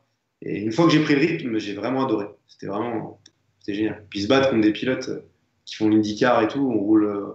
Parce que les LMDH et les MP2 roulent à peu près pareil, avec la balance de performance. Donc à l'époque, on se battait contre des gars qui roulent en IndyCar, tout ça. Donc c'était un bon souvenir. Et puis vous étiez beaucoup de Français à cette époque aussi. Il y avait Olivier Plat, Simon Pagenaud, Tristan Vautier, je crois que vous avez été coéquipiers. Il avait fait la pole d'ailleurs, je crois, de mémoire. Et il était là. Tristan Vautier qu'on aura juste après toi, Nelson. On aura le 2 décembre. Donc lui, il va nous expliquer vraiment toutes les Ouais, ficelles de l'IMSA parce que on est un petit peu novice, mais quand on voit comment ça bagarre, ouais, c'est c'est quand même sympa. impressionnant. Et puis toi, tu étais au milieu de la bagarre, donc tu peux nous le dire là. Ouais, Si tu veux, c'est pas trop les chochottes d'Europe, quoi. Ah non, c'est génial. Et puis de toute façon, par exemple, à Watkins Glen, je me souviens, ce qui est top, c'est qu'ils mettent un safety car à une demi-heure. Enfin, je sais, ils mettent un safety car à une demi-heure de l'arrivée pour rien. Et puis bam, la course, elle est repartie, quoi. Nous, on était hors course, on s'est retrouvés à jouer le podium avec la MP2 à une demi-heure de la fin, parce que c'est tout le temps enfin, en tout cas, cette course-là, c'était dans le show. Et voilà, faut que dans la dernière demi-heure, et puis ça bagarre, puis ça repart. Et c'est pas parce que il y a un petit truc sur la piste ou un tête à queue ils vont arrêter la course. Si c'est dans la course, ils vont laisser rouler, quoi. Et c'est un truc que j'ai apprécié, vraiment. C'est ce qui Et du manque un coup, petit peu dans le WEC. Le WEC, ouais, c'est vraiment très professionnel, et ça c'est top. Mais c'est vrai que des fois, ils peuvent mettre un petit feu coursier pour pas grand-chose. Après, c'est bien la sécurité, hein, je dis pas, mais des fois, c'est peut-être un petit peu trop. Mais alors qu'en IMSA, ouais, c'est la bagarre, on peut se toucher, même si on va un peu frotter sur le gars, bon, bah, si ça passe et que c'est correct, ils vont pas te mettre un avertissement ou un drive-through, alors qu'en WEC, bon, c'est un petit peu différent les règles, il faut s'adapter. et du coup au niveau des fans, tu nous parlais avant de l'ambiance du Mans, cette proximité, tu as refait de l'ELMS, tu as refait du V2V, donc effectivement, différents championnats. Et là, le fait d'aller sur les États-Unis, Comment tu as ressenti ce côté accessibilité finalement des fans vers les pilotes? Parce que c'est quelque chose qui, nous en Europe, on va dire Ouais. les paddocks sont presque pas ou peu accessibles, alors que là-bas, c'est tout à fait logique, c'est tout à fait normal. Ouais, bah, je me souviens à Sebring, la course, c'était sur la grille de départ, il y avait plein de gens, et puis c'était blindé, quoi. Il y avait autant de monde comment, sauf qu'il n'y avait pas besoin de passe pour rentrer. Je veux dire, tout le monde rentrait. Je veux dire, c'était vraiment vraiment une ambiance plus cool comment, mais c'était vraiment la fête. Et j'en garde un bon souvenir. Mais je trouve qu'il faudrait que ça soit un peu plus comme ça en Europe, un peu plus voilà, accessible à tout le monde, qu'il n'y ait pas besoin de 12 passes pour rentrer sur la, par exemple, au Mans, c'est vrai que c'est compliqué pour rentrer sur la grille. Si on n'a pas, même s'il y a beaucoup de monde déjà, c'est compliqué un peu pour rentrer sur la grille. Il faut des passes, plein de. Alors qu'à Sebring, ça a l'air c'est plus cool, par exemple. J'ai pas fait Daytona, mais à Sebring, c'est plus cool. On voit qu'il y a une bonne ambiance et du coup, on partage plus avec les spectateurs et tout ça. C'est un peu le côté amateurisme, mais en restant professionnel au final. Ouais, c'est ça. Bah, c'est que la course, c'est professionnel. Les teams sont super pros. Les pilotes, j'en parle même pas. Mais il y a ce côté, voilà, pas besoin de. Enfin, les teams et les pilotes sont proches des spectateurs. Et ça, c'est agréable parce qu'on le voit cette année. Franchement, une course, on le voit cette année. On fait les 24 heures de Spa. Même si c'est une course top, en termes de. Enfin, sportivement, c'est top. Sans les spectateurs, c'est un peu plus fade, quoi. On a l'impression de faire une grande séance d'essai. Mais alors, c'est pour ça qu'on voit que c'est important quand même qu'il y ait du monde sur les circuits. Bah, c'est Brim, quand tu vois la grande ligne droite, t'as les camping-cars d'à côté, tu vois les chaises avec le sandwich, il doit y passer, Ah c'est un ouais, peu déconcertant, quoi. ouais, c'est l'ambiance c'est vraiment sympa. J'ai vraiment kiffé cette ambiance aux États-Unis. Plus Et cool qu'en Europe. ça te dirait pas de refaire une petite piche là-bas? Ouais, j'aimerais bien. On essaie j'aimerais bien faire Daytona parce que j'ai fait pas mal de courses de 24 heures. Le Mans, Spa, j'ai fait Sebring, les 12 heures. J'aimerais bien faire Daytona et refaire Sebring si c'est possible, mais parce que c'est des courses que j'aimerais bien. C'est la course que j'aimerais bien faire qui manque à ma carrière. À, à ton CV. Voilà, mon CV, Voilà, à ton CV.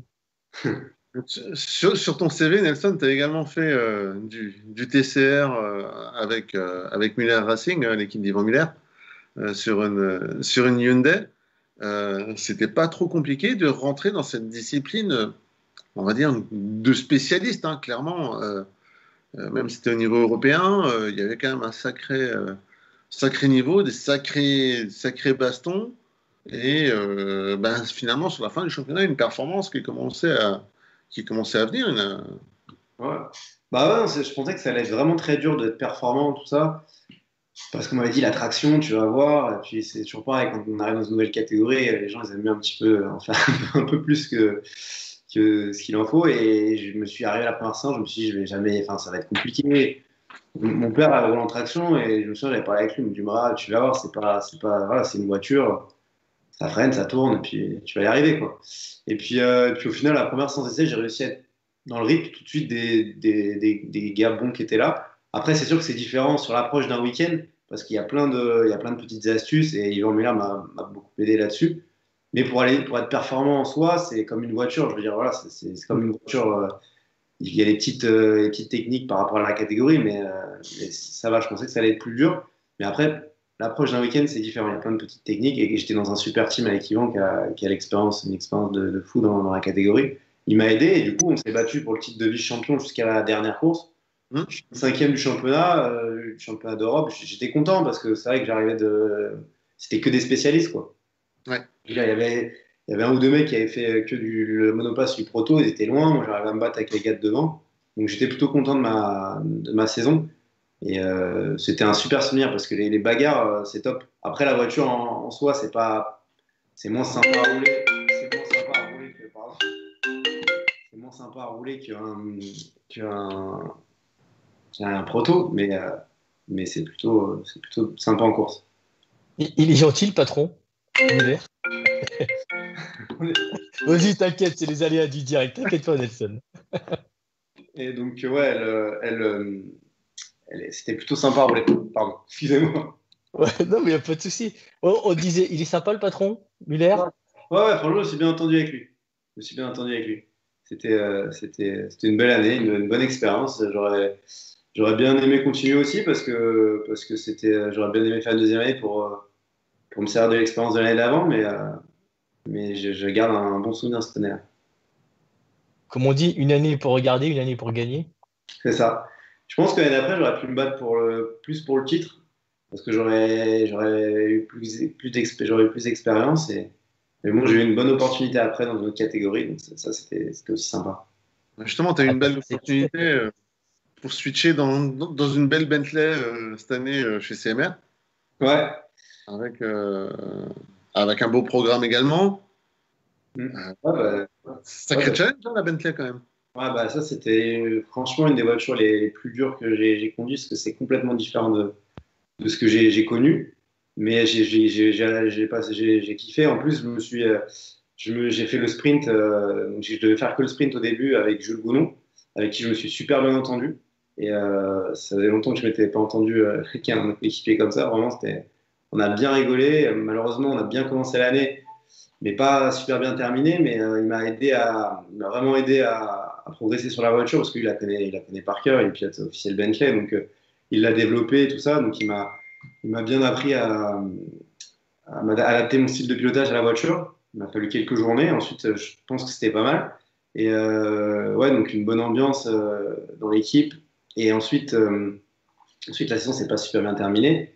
Mais j'ai quand même pu j'ai eu la proposition avec CMR de faire l'endurance, les 4 dernières courses, dont les 24 heures de Spa. Et Spa, ouais, je pensais pas, mais ça a été une des courses les plus dures que j'ai faites. Cette année, avec les conditions où on est en slick et on peut mettre les pluies parce qu'il y a juste la trajectoire qui est sèche et si on sort de 1 centimètre, ben, on est dans le mur parce que il pleut, enfin, c'est vraiment mouillé à côté. Ça a été nerveusement, ça a été vraiment une course vraiment très dure et aussi j'ai pris beaucoup de plaisir, quoi. Et le championnat GT World, il y a un niveau de pilote, c'est impressionnant. Il y a 30 voitures pour gagner, quoi. Je veux dire, là, il y a des noms de pilotes, donc il faut toujours essayer d'aller se surpasser. C'était sympa. Et donc, tu penses que toi, À cette saison 2020 où tu es dans le bain du GT World, là, ça y est, maintenant tu es passé en pilote GT.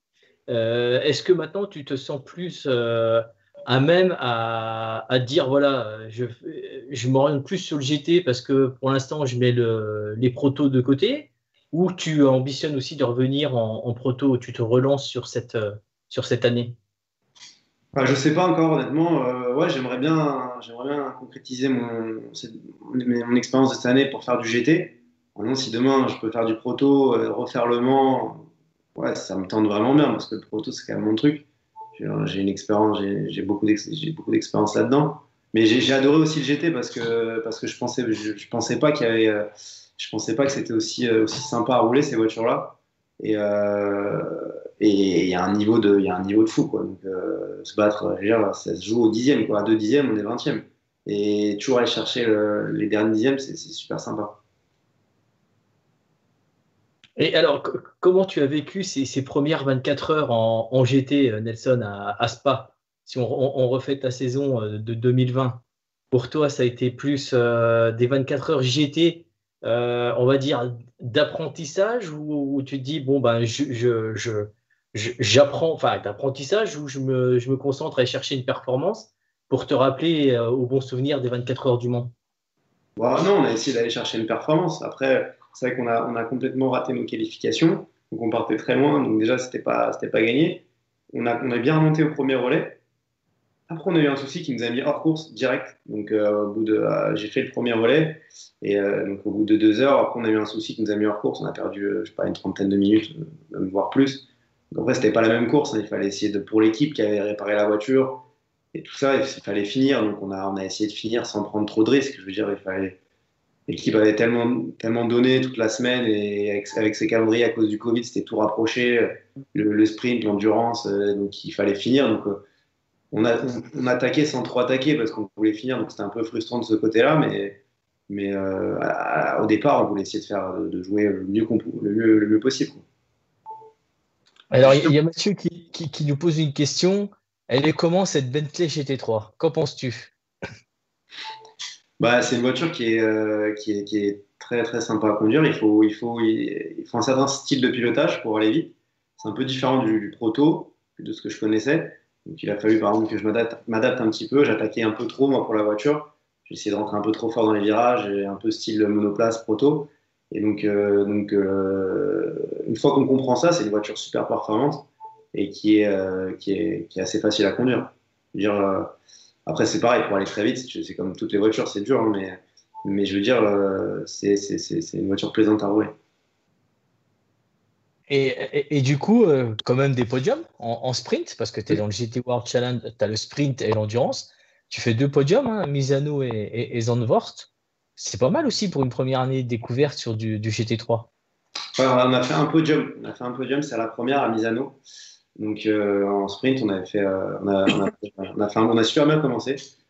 Première course, boum, podium, on s'y attendait pas du tout parce on n'avait pas eu beaucoup de tests. C'était le début de l'équipe CMR dans le championnat. On se battait contre WRT, toutes ces équipes-là. Donc on se retrouve sur le podium, ça partait super bien.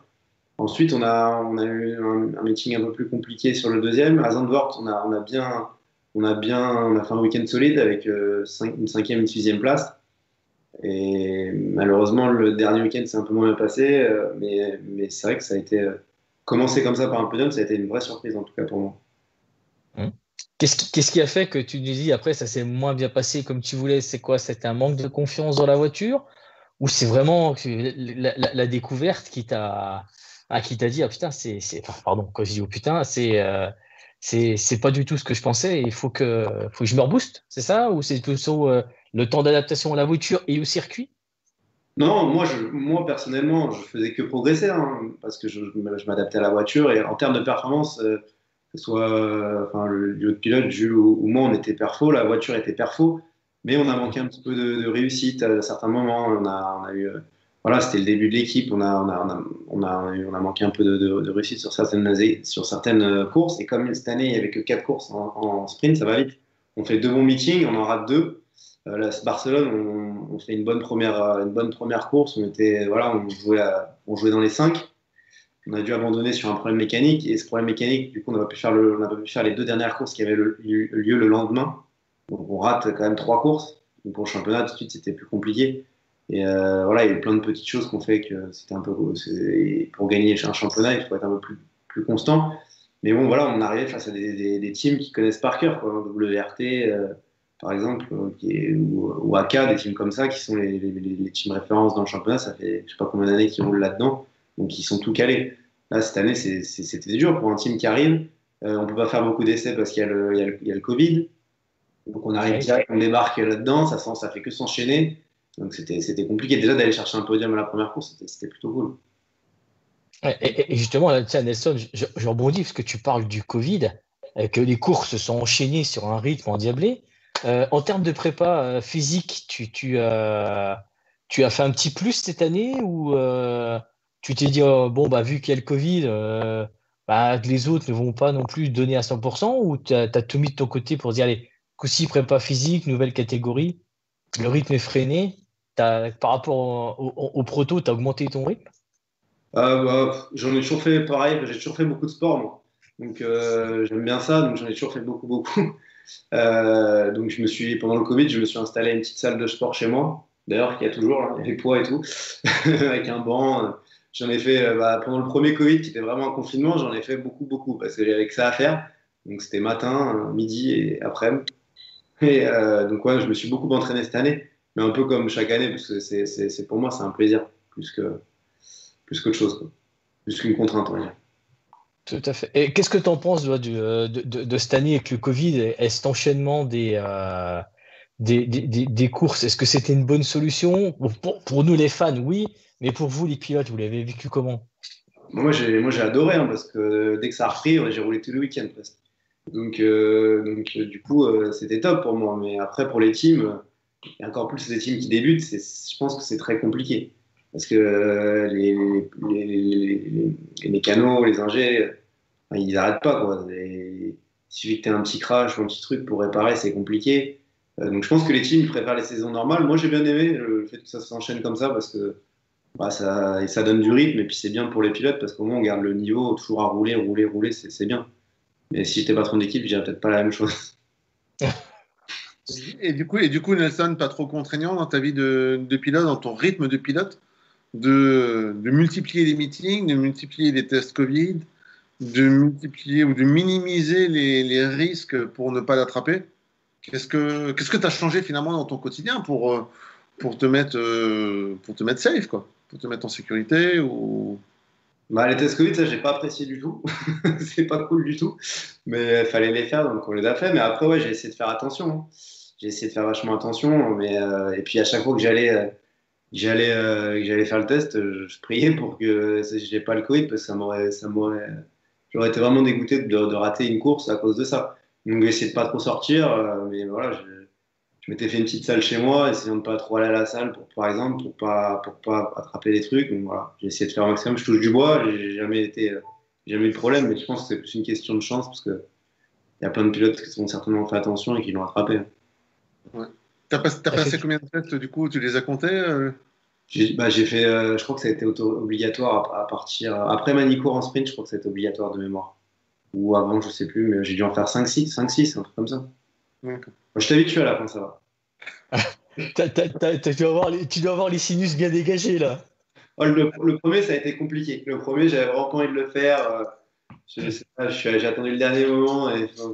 Mais bon, au final, ça va. Et puis, de toute façon, c'était obligé. Donc, c'était soit ça, soit pas de course. Donc, c'était vite choisi. Tiens, Nelson, on va être raccord.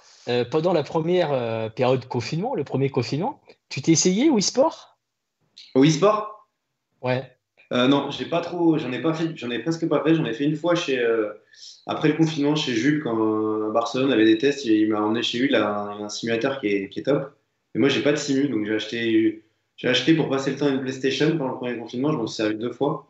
Mais je suis pas très, pour le moment, je suis pas très simulateur. Puis j'en ai pas chez moi, et j'ai pas la place d'en mettre un. Donc, mais il faudrait que j'y mette parce que je vois que tout le monde en fait et ils se régalent à rouler entre eux là. Donc je pense que je vais le mettre parce qu'ils ont l'air de bien s'amuser. Il faut en profiter, c'est l'hiver, hein, donc vas-y. Hein. C'est Black Friday. Ouais, mais ça, c'est un petit budget quand même. Un bon film, c'est un petit budget. Tout à fait. Et tiens, Nelson, on a encore une question par rapport à la Bentley. Est-ce qu'il y a une différence entre CMR et le team Bentley? Parce que vous étiez côte à côte dans les stands. Est-ce qu'il y a une grande différence?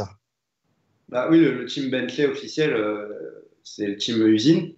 Et nous, c'est c'est un team privé qui roule avec une Bentley, qui a une aide de Bentley, mais c'est un team privé. Alors que le team officiel M-Sport, c'est le team usine. Par contre, nous, chez CMR, on a eu des pilotes officiels Bentley, que ce soit Jules Gounon ou Seb Maurice.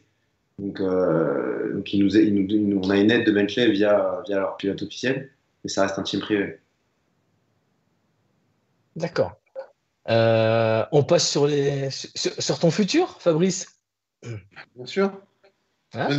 Déjà, ton futur, on avait apprécié tes commentaires sur les 24 heures du Mans, sur Auto Hebdo, la chaîne, en préparatif. Est-ce que c'est des choses également, par exemple, que tu apprécierais de faire en parallèle de ton emploi du temps sportif? Franchement, ouais, c'est un truc qui me plairait parce que quand j'y suis allé la première fois, c'est pas, je suis un peu réservé de ça, donc je pensais pas être trop à l'aise. Et au final, au bout d'un moment, on oublie on parle avec passion et puis on oublie le truc. Et au final, ça m'a plu. On va dire que les 5 premières minutes, j'étais un petit peu stressé parce que je me suis dit, qu'est-ce que je vais dire? Puis au final, je parlais avec passion et puis c'est un truc ouais, qui me plairait en fait. Et j'ai pris beaucoup de plaisir à le faire.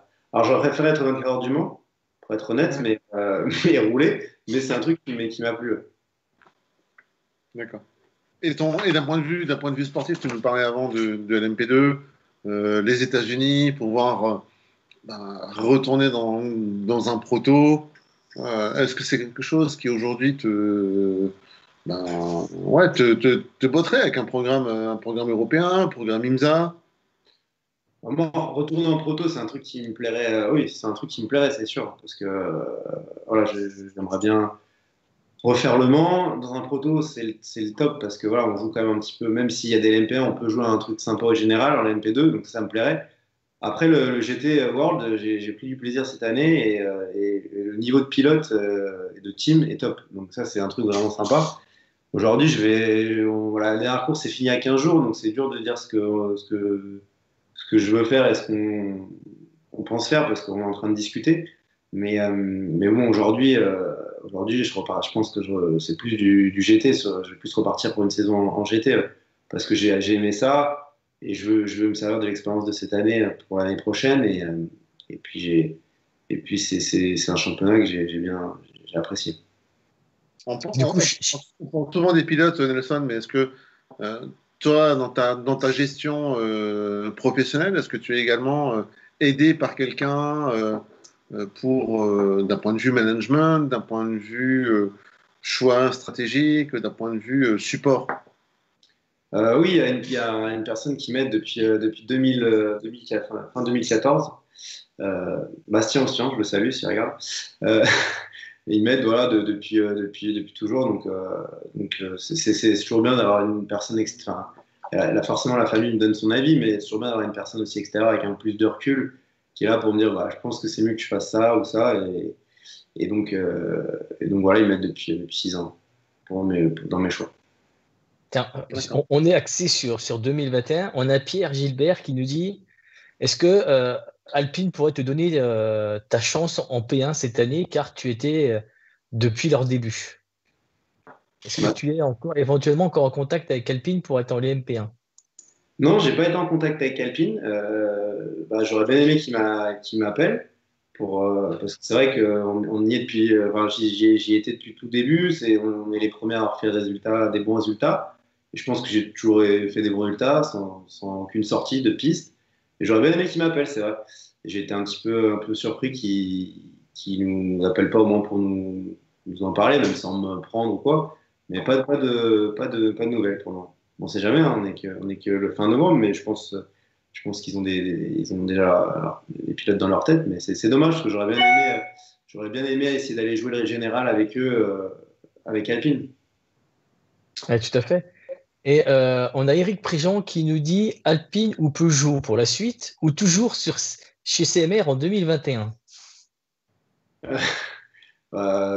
C'est une question difficile. C'est différent parce que CMR, c'est l'écurie privée et Peugeot, par exemple, c'est une écurie usine. Donc forcément, si j'avais à choisir, c'est sûr que Peugeot, c'est un team usine, donc c'est un autre cap dans ma carrière. Donc en LMP1 en plus, donc ça serait top. Mais aujourd'hui, j'ai aucun contact avec Peugeot et j'en aurai certainement jamais. Donc parce qu'ils doivent déjà avoir choisi leur pilote. Mais c'est vrai qu'aller un jour chez un constructeur comme Peugeot ou autre, ça serait vraiment quelque chose que j'aimerais faire parce que je pense que en proto surtout, j'ai fait des trucs pas trop mal. Donc, il y a moyen, j'aurais aimé quoi. J'aimerais bien. Nelson, il y a Mathieu Arzeno qui nous met mon ami avec un petit cœur. Donc je pense que c'était destiné. Voilà. C'est Mathieu dont je vous parlais tout à l'heure avec qui on a eu des grosses bagarres. Voilà. Mon meilleur ami que je salue. Pendant que toi, tu étais chez Sodicart, lui était chez PCR. Ouais, il a fait PCR, ouais, c'est ça, exactement. PPDB aussi. Il a fait. Tout à Bon, fait. on a fait des belles bagarres en karting, c'est depuis du minime au Formule 1. Et après, Formule Renault. Après, il est parti en rallye. Donc, on a arrêté de se bagarrer sur les circuits. Après, il y a Wilfried Tartas qui nous dit quel est ton hobby si ce n'est pas la PlayStation? Mon hobby? Ouais. Bon, bah, ouais, il le sait bien. Bah, mon hobby, j'adore le sport, j'adore le sport et la musculation, tout ça, c'est un truc qui me passionne bien. J'ai pris la passion il y a 4 5 ans parce que je m'entraînais pour le sport auto, puis en fait, au final, c'est un truc que j'aime bien, auquel je me suis vraiment intéressé et qui est un sport très dur, malgré ce que beaucoup de personnes pensent. Mais c'est un truc vraiment, il faut beaucoup de rigueur et je trouve ça cool. Tiens, Nelson, J'ai moi, ouais. Alors bon, j'ai une petite chose que j'ai proposée dans le chat. C'est vrai que il y a tous les trophées qui nous regardent depuis tout à l'heure quand même. Tous les trophées derrière toi. Est-ce que tu aurais moyen de nous en présenter quelques-uns? Ouais, bah ouais, bien sûr. Ouais, je pense. Celui-là, celui-là, c'est, je sais pas si on voit. Ouais, si on voit bien, on voit bien. C'est ce que j'ai, c'est le championnat Italie. J'ai dit 2002 tout à l'heure, mais c'est 2003 en junior. Et j'avais gagné la finale donc, au championnat Italie. Et devant, j'avais gagné devant Buemi et devant Klos, Klos qui a roulé en Formule 3, tout ça. Danny Klos et Buemi. Et je partais deuxième de la finale à côté de Nico Hülkenberg. Donc c'est vrai que je l'ai là parce que j'ai pas beaucoup de coupes chez moi, mais celle-là, c'est ma première, enfin, ma première grande victoire. Ah, puis elles sont jolies. Ouais, c'est un super souvenir. Celle-là, elle est sur moi. Là, c'est celle de cette année à Misano. Donc, Elles sont jolies aussi hein, en GT. Hein. Mais t'as pas un petit trophée des L'Italie, 24 heures? ouais, l'Italie te plaît bien quand même, l'Italie. ouais, c'est vrai. Et là, je sais même pas. Ah, celle-là, c'est quand j'ai gagné le championnat d'F3 espagnol. Attention, hein. Ouais, Celle-là, C'est on... pratique. je me souviens. Ah non, les trophées du Mans, c'est chez mon père. Et alors pour toi, c'est lequel qui a le plus de valeur de tous ceux que tu as gagnés?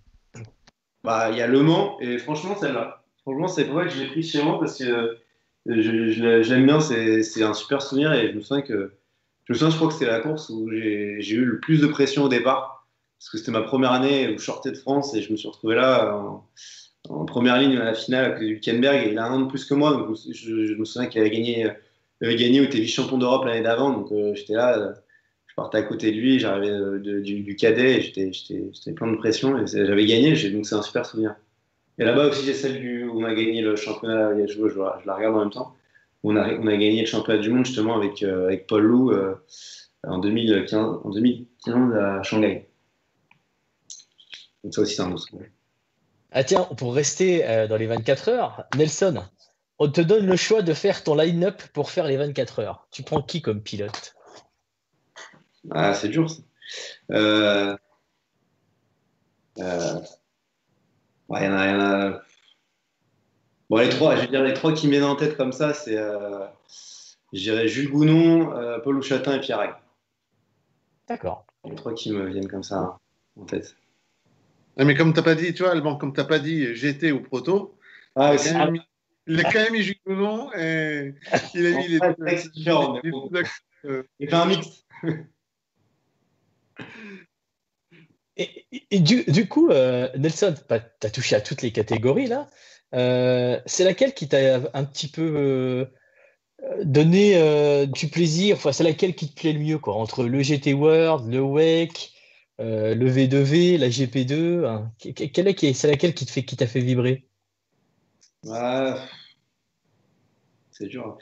Ah, le GP2, vraiment, c'était une voiture, ça allait très vite. Puis moi, j'arrivais de la F3, donc c'est vrai que c'est la première voiture très puissante que j'ai conduite. Donc c'est la première, quand je suis monté dedans, tu vois, ça marche quand même. Donc on va dire le GP2. Ouais. Comme ça, tout de suite, tu vois, GP2. parce que ça marchait vraiment, enfin ça marche toujours, mais ça marchait vraiment, vraiment fort. Il n'y avait pas de traction control, pas d'ABS, pas de direction assistée.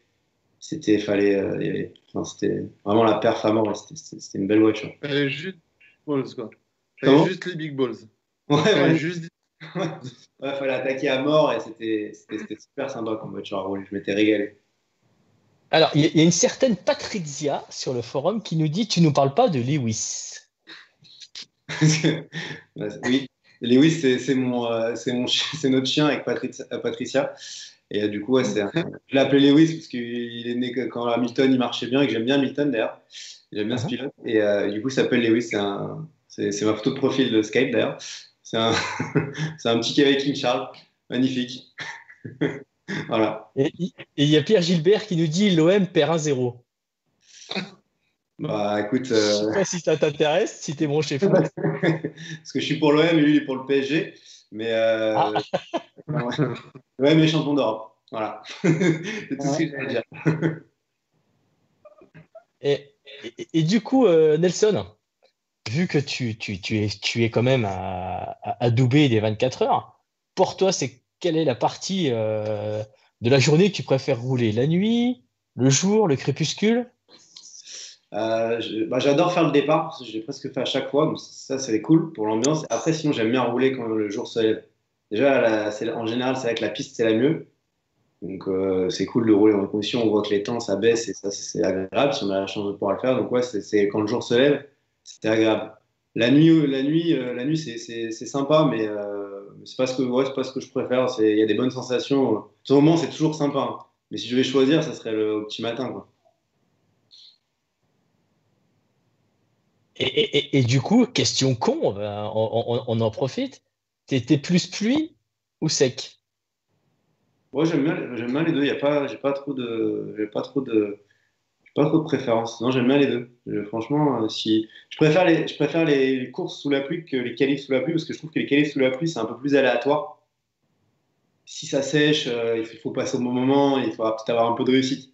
Une course sous la pluie, ça me dérange pas du tout parce que de toute façon, tout le monde est sur la piste au même moment. Alors qu'une qualif, bah, si c'est séchant, il suffit que tu passes le premier sur la ligne, bah, ça va faire qu'améliorer. Donc c'est un peu plus aléatoire. Donc, c'est le seul truc qui me gêne un peu, que j'aime moins sous la pluie. Et justement, en parlant des qualifs, comment tu as trouvé, toi, le nouveau formalisme des 24 heures cette année avec cette pré-qualif avant de partir sur une hyperpole? Bah moi, franchement, j'arrêtais pas de dire que j'étais vraiment pour à 100% parce que je trouvais ça limite un peu dangereux. Quand par exemple je faisais la qualif, je trouvais ça un peu dangereux les GT. Il y avait un gros écart de vitesse et que des fois, bon, bah, si on est dans un bon tour, qu'on voit sur le dash qu'on en avance, bah, on va pas forcément lever et prendre des risques importants. Je trouvais que ça bien. Et en fait, à la télé, quand j'ai regardé, je trouvais qu'il n'y avait pas d'ambiance. En fait. J'ai trouvé ça un peu. Je trouvais qu'il n'y avait pas d'ambiance. Ce côté super pole, ça m'a un petit peu déçu. Je m'attendais à mieux. J'étais pour vraiment, quand ils ont dit ça, je disais, bah, tiens, ils le font, c'est bien, c'est un truc bien. Et en fait, ça a enlevé un truc comment la qualif de nuit, où tout le monde parle, ça se fait dans la dernière séance de nuit, et je trouvais ça un peu plus fade. Parce que l'Hyperpole, ça a été repris aux 24 heures de Mans, mais vous l'aviez aussi pour les 24 heures de Spa. Ouais, ouais, ça y était pour le de Spa, hein. Malheureusement, nous, on n'y était pas, mais, mais ouais, c'était sympa à voir, mais au moins, je trouve que ça m'a un peu déçu. Ça m'a pas gêné en GT, j'avais jamais vraiment regardé, donc ça me dérangeait pas de voir une Super Bowl, mais au moins je m'attendais vraiment. Je trouvais qu'il y avait on était plus sous tension quand c'était le format d'avant. D'accord. Tiens, Nelson, on a une question de Gérard Loison. Quelle température le jacuzzi? Et c'est un ami qui a un jacuzzi, et voilà, c'est pour ça.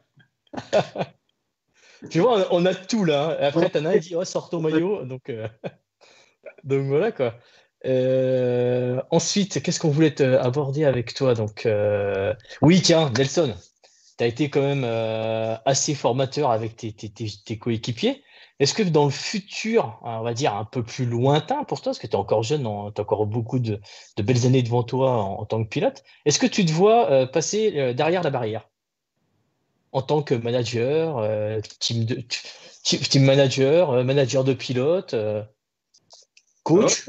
j'aimerais bien, franchement, c'est un truc qui me plairait vraiment d'être dans une équipe et parce que j'adore le sport automobile, donc je me vois pas à un moment donné, il faudra que j'arrête, donc je me vois pas lâcher le sport automobile.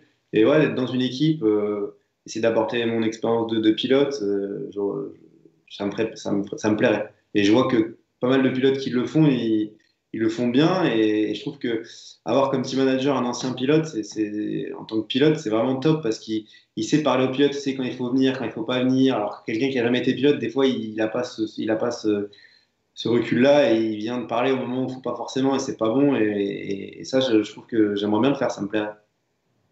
Et Nelson, toi qui as commencé jeune en WEC, en endurance, et qui c'est qui te drivait en termes de pilotage? Tu avais un mentor? J'ai jamais eu vraiment quelqu'un qui s'occupait de moi pour me dire, pour un coach de pilotage, donc ça, j'ai jamais eu. Au début, Mhm. j'ai commencé à Reformula et après, je suis tout de suite allé dans des teams en monoplace qui m'ont formé et quand même dans les teams en Formule Renault, GP2, ils te forment bien. Après, j'ai pas eu de coach, non. J'ai jamais eu de coach. Et bon, après, j'avais des parents qui étaient quand même dans le sport automobile, donc ils ont quand même l'œil. Voilà, mon père, père et ma mère étaient pilotes. Mon père me suivait sur les circuits souvent, donc il a quand même l'œil et voilà, il m'a aidé aussi. Ça met pas trop de pression quand il y a le papa qui est sur le circuit? Non, pas du tout. Ça va, franchement. Non, non, pas du tout. Ça va. C'est plus rassurant, alors, on va dire. Si ça te met pas la pression, c'est que ça te rassure. Ouais, ouais, moi j'aime bien quand ma famille vient. Après, pas tout le temps, mais j'aime bien quand ils viennent. C'est toujours sympa d'être supporté. Après, ça ne met pas du tout de pression. C'est mon truc. Voilà, si je veux y arriver, c'est pour moi et pas pour eux. Donc ça ne me met pas de pression du tout. Au contraire, c'est cool. Je pense qu'on a fait le tour, Fabrice. Qu'est-ce que t'en dis? Parce qu'on va pas le retarder non plus jusqu'à des lives de 2 heures comme on a eu Ah ouais, avec les anciens. Et Nelson, on a la coutume de le dire, le mot de la fin à l'invité. Donc, tu nous diras le mot de la fin. Par contre, Fabrice, il y a Pierre Gilbert qui nous dit: Alban, Fabrice, que pensez-vous de Nelson sincèrement? Fabrice, je te laisse l'honneur. Alors moi, je vais me lever. Moi, je vais me lever, c'est plus simple. Parce que j'ai mis un t-shirt justement pour Nelson. Pour moi, ça fait partie des pilotes, j'ai envie de dire, Top Gun. Top Gun, c'est quoi? C'est un mec qui a un beau mec, quoi. Un mec qui a un beau physique, qui prend soin de lui, qui se donne certains moyens. Il nous parle de sa passion, de sa découverte de la musculation, de ce qu'il a fait pendant le confinement. Certains vont passer des heures sur des jeux vidéo. Lui, il s'est affûté physiquement et on le voit. Je veux dire, il a la caisse. Je veux dire, il a plus d'abdos que toi, moi et Willy réunis. Je veux dire, faut l'avouer. Et pour moi, quand on parle de son avenir, ben ouais, moi j'ai envie de le voir chez un constructeur. Que ce soit GT, pourquoi pas aller sur un test Peugeot dans une P1, parce que c'est un mec qui met du gaz. Il est pas là pour enfiler des perles. Et je pense que dans son berceau, il sentait déjà la gomme, l'essence et tout ça. Et je pense que ouais, ça pourrait aller pour moi. Et il faut que ça aille encore plus loin. Et maintenant, il faut capitaliser. Et je pense que c'est un pilote qui fait tout pour réussir. Aujourd'hui, on a beaucoup de pilotes qui se plaignent, clairement. Même des pilotes de kart qui vont juger de leur performance à la taille de la tente et à la taille de la porte électrique de la tente de karting de chez je ne sais quelle équipe. Là, peu importe l'équipe. Et il a côtoyé du top gratin en commençant avec Duquesne, en les emmenant, en prenant Lucas Légeret qu'on a également accueilli sur un de nos lives. Et moi, c'est des pilotes comme ça qu'on veut voir. Et on en a déjà parlé, Alban. On veut pas de manque de bois. On veut du partage. Et c'est quoi un paddock sans spectateurs? Ben ouais, je pense qu'on est sur quelqu'un de passionné, clairement. Moi, je le connaissais peu, mais c'est sûr que voilà, de l'avoir observé sur ce live pour les premiers lives auto-hebdo qui avaient été mis en place pour les 24 heures du Mans, oui. Moi, au début, oui, il était un peu sur la réserve. Et puis après, ce côté passion. Et aujourd'hui, ouais, je pense que ça ne demande qu'à aller plus loin. Et je pense qu'il faut que ça aille plus loin. Et si Pierre Gilbert nous le demande, c'est qu'il connaît peut-être encore plus certaines de ses capacités. Il faut, enfin voilà quoi. Je pense que c'est maintenant ou jamais. Donc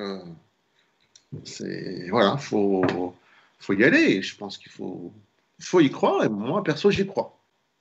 Donc sinon, je n'aurais pas mis mon beau t-shirt Top Gun, parce que quand t'es à Top Gun, t'es dans l'élite. Et on n'est pas là pour faire semblant. C'est sûr que, voilà. Nous c'est fini, Alban, clairement. Oh attends, ouais, t'as vu l'âge qu'on a? Oui, c'est fini pour nous. Même sur la PlayStation, je suis fini. Alors imagine-toi. Donc, ah non, c'est fini. Moi, j'ai plus que mes yeux pour pleurer. C'est fini. Donc voilà. Ouais. Donc voilà. Moi, sincèrement, pour parler sincèrement de Nelson, on l'a tous vu à la télé sur le WEC. On l'a tous vu à la télé, comme tu as dit sur Auto-Hebdo, pour tous les médias. Quand j'ai proposé à Nelson de faire ce live, il a accepté tout de suite. Déjà, pour un pilote, de dire je vais venir sur Facebook faire un live pour montrer aux gens que je suis accessible. Et ça c'est pas tous les pilotes qui l'acceptent, il faut le dire. Nelson a accepté de jouer le jeu. En plus, on a préparé l'émission ensemble, on a fait sa fiche pilote. Quand on voit le palmarès, déjà, ça inspire du respect. Et ensuite, on voit qu'il n'a pas d'ennemis. Il apprécie tout le monde. Donc aussi, sa personnalité fait que avoir un Nelson Piantassi dans son équipe, c'est aussi un gage. On le voit, il est sérieux. Il va vite, comme nous l'a dit Paul Lou, hein, c'est pas un diesel. Il a tout pour réussir. Moi, je suis juste ce que j'ai du mal à comprendre, c'est pourquoi d'autres teams ne sont pas venus le chercher. Un team LMP1, genre Rébellion, un gros line-up. Mais voilà, les gars, mais il y a un truc, je pense qu'il y a un truc aussi, c'est qu'on est français et on a du mal à s'exporter à l'étranger. C'est peut-être Nelson, comme d'autres pilotes français, en payent les pots cassés. Mais je pense que Nelson, il a encore moyen de performer et peut-être sa reconversion au GT va exploser. Mais moi, je souhaite le revoir aux 24 heures. Je souhaite le revoir surtout sur un LMP2 ou même en LMH. Voilà ce que je dois en penser. Voilà. Et en plus, Nelson, il s'est ouvert à nous. Je pense que personne ne l'avait vu comme ça. Hein, donc, c'est notre émission. Franchement, à 200%. C'est son émission. Son émission. Et franchement, l'avoir eu comme ça, l'avoir les moments de partage, voilà, c'est exceptionnel d'avoir un pilote comme lui chez nous, qui nous a dit oui. Donc, ça prouve une simplicité, un professionnalisme et surtout un respect d'autrui. Je vous rassure, Nelson, il ne nous a pas payé pour ça. Hein. Voilà. Donc, je voilà. pense que... Bon, Nelson, hein, je pense que là, le costard, il est affûté. Merci. Merci. Ça fait plaisir. Maintenant, nous, ce qu'on peut te souhaiter, c'est vraiment tout du positif et avoir une année où, tac, ça y est, ça s'engage bien pour toi. Ouais, j'espère que l'année prochaine, on va faire le bon choix et ça va être une bonne année qui va m'ouvrir d'autres portes. Et voilà, mon objectif, même si j'ai 32 ans, c'est d'essayer d'aller chez un constructeur parce que voilà, c'est vraiment mon objectif proche. Donc on va tout faire pour, en tout cas. Voilà, il y a Bernadette Sassi qui te fait un coucou, Nelson. C'est ma mère. Voilà. Donc, voilà, Bernadette. Nelson, tu peux lui dire coucou. Et surtout, Alban, elle dit super fier de mon fils. Ça. Ah oui, tout à fait. Ah, ça c'est. C'est toujours le petit mot, tu vois, c'est. Voilà. Après, il y a Bernard Tatas, un vrai champion avec un moral d'acier, un esprit de compétition à toute épreuve. Tu vois, Nelson, tu fais l'unanimité dans le sport français. Ouais. Tu vois. C'est gentil, ça me fait plaisir. Le but, c'est que nous, on te fasse découvrir aux amateurs qui sont amateurs et fans comme nous, quoi. Avoir un pilote wake sur une plateforme Facebook comme sur notre groupe, comme je te le disais, c'est exceptionnel et que tu as accepté, c'est encore mieux. Je voulais te demander, Nelson, parce que je vois que c'est une grande histoire d'amour pour toi, le kart. Alors, entre le Rock, le Rotax et le X30, tu prends lequel? J'ai essayé en plus. J'ai essayé. En Cherby, il n'y a pas longtemps. Ah, j'ai. Pas le Rotax. Je dirais le X30. C'est ce qui me rappelle plus. Ça me rappelle plus le bruit et tout de mon époque. Ouais. De mémoire, c'est avec celui-là que je suis allé le plus vite, je crois. Enfin, je suis plus sûr, mais c'est en tout cas celui-là que j'ai pris le plus de plaisir. Je trouve que c'est plus. Ça m'a plus rappelé voilà, le Formula voilà, de mon époque 2004, 2003-2004. Et c'est avec celui-là que j'ai pris plus de plaisir. Je me suis mis au 125, là, j'en ai acheté un justement, et je m'y suis mis. J'en avais jamais fait en compétition avant, j'avais arrêté avant, j'étais parti en voiture, et c'est dur. Hein. C'est violent le KZ, hein? Ouais, première journée, je me suis dit, bon, pour le physique, c'est bien, c'est physique. Il n'y a pas le muscle que la voiture, et je me suis régalé. Donc dès qu'on est déconfiné, je vais retourner, je pense. Ils font tous ça, hein. Ils sont tous en KZ, hein. On voit du Grosjean, il y a du Mathias Bech avec qui j'ai eu l'occasion de faire une course en Rhône-Alpes. Ouais. Il y a beaucoup de pilotes sport auto qui font du 125 à boîte pour le physique, justement, quoi. Ouais, puis c'est toujours bien de rouler, même si c'est un kart, c'est pas pareil, mais c'est bien d'avoir les sensations. C'est très sympa. Par contre, le soir, t'as plus mal au cou et tout ça. Ouais, le premier soir, j'étais bien cassé les côtes, j'avais plus l'habitude, j'avais un gros pare-côte alors qu'à l'époque, je roulais sans. Là, j'avais mal, j'ai dit, là, faut que je m'y remette, faut que je fasse plusieurs sorties. Ah tiens, on me demande, Nelson, t'as pris quoi comme châssis? Là, alors c'est Pierre Gilbert justement qui me l'a donné. J'ai un Birel et j'ai acheté un moteur TM. Donc le châssis, Pierre me l'a donné et j'ai acheté un moteur TM, un classique, Un, quoi. un petit R1? Ça, je me souviens plus. Ouais, je pense que c'est ça. C'est pas celui de cette année, celui de l'année d'avant. Je me souviens plus du modèle. D'accord. Bon, bah Nelson, on te laisse conclure. Après, on t'embête plus. C'est pour te remercier. Donc, c'est toi qui conclut l'émission. Bah, merci de m'avoir proposé de faire cette émission. C'était vraiment très sympa. C'est sympa d'échanger comme ça sur sa passion pendant une heure et demie. Ça passe vite. Et puis voilà, j'adore le sport automobile. Donc j'ai aimé parler de tout ce que j'ai fait depuis que j'ai commencé. C'est sympa. Puis en parlant, ça remémore des souvenirs auxquels on ne pense pas forcément tout le temps. Et puis voilà, d'avoir eu Paul Lou par Skype, ça faisait longtemps que qu'on n'avait pas parlé. Donc c'était aussi sympa. Donc voilà, j'ai passé un bon moment. C'était très sympa. C'était une bonne soirée. D'accord. Eh ben, moi, je vais conclure pour fermer l'émission. Tu restes juste 2 secondes avec nous, Nelson, après. Bah, moi, je voulais vous remercier à tous de nous avoir suivis. Vous avez été très actifs dans le chat. On voit que Nelson vous a tous envoûtés avec tes questions. Donc, bah, merci à tous. Hein. Donc, dans le staff, il y a Willy, Fabrice. Merci à Jeff, merci à Virginie, à Sylvain Paulos, à Pierre Gilbert d'être venu. Que dire d'autre qu'on aura bientôt à notre invité le 4 décembre, ce sera Kevin Estre qui va te succéder, Nelson. Donc un petit coucou à Mathieu Clavel. Et surtout pour vous dire qu'on a un groupe F1 Racing Live que Willy gère et Karting Live que Virginie le gère aussi. Donc c'est pour ça que je t'ai parlé de Karting Nelson parce on va mettre la photo que tu as fait le test en Gerville sur cette plateforme. Voilà. Donc, bah, écoutez, je vous souhaite tous une bonne soirée. Et si j'ai important, il y a un live vendredi soir de tous les abonnés du groupe WEG GT Live. Donc, du coup, on va faire un live entre nous. Et demain, il y a une course de gaming en live. On sera à Spa-Francorchamps. C'est ça, Willy? Ouais, je voulais pas trop t'interrompre. Ouais, c'est ça. Donc, Grand Tourisme Sport, 15 tours. On envoie la sauce, des Aston, des Porsche, voilà. On se bataille sur ce pas. Là, demain, ça va y aller. Voilà. Voilà. Eh ben, écoutez, on va conclure gentiment. Je vous souhaite à tous et à toutes une bonne soirée. Et puis, bah, on vous dit à très bientôt. Bonne soirée. Bonne Salut à soirée tout le tous. monde. Ciao.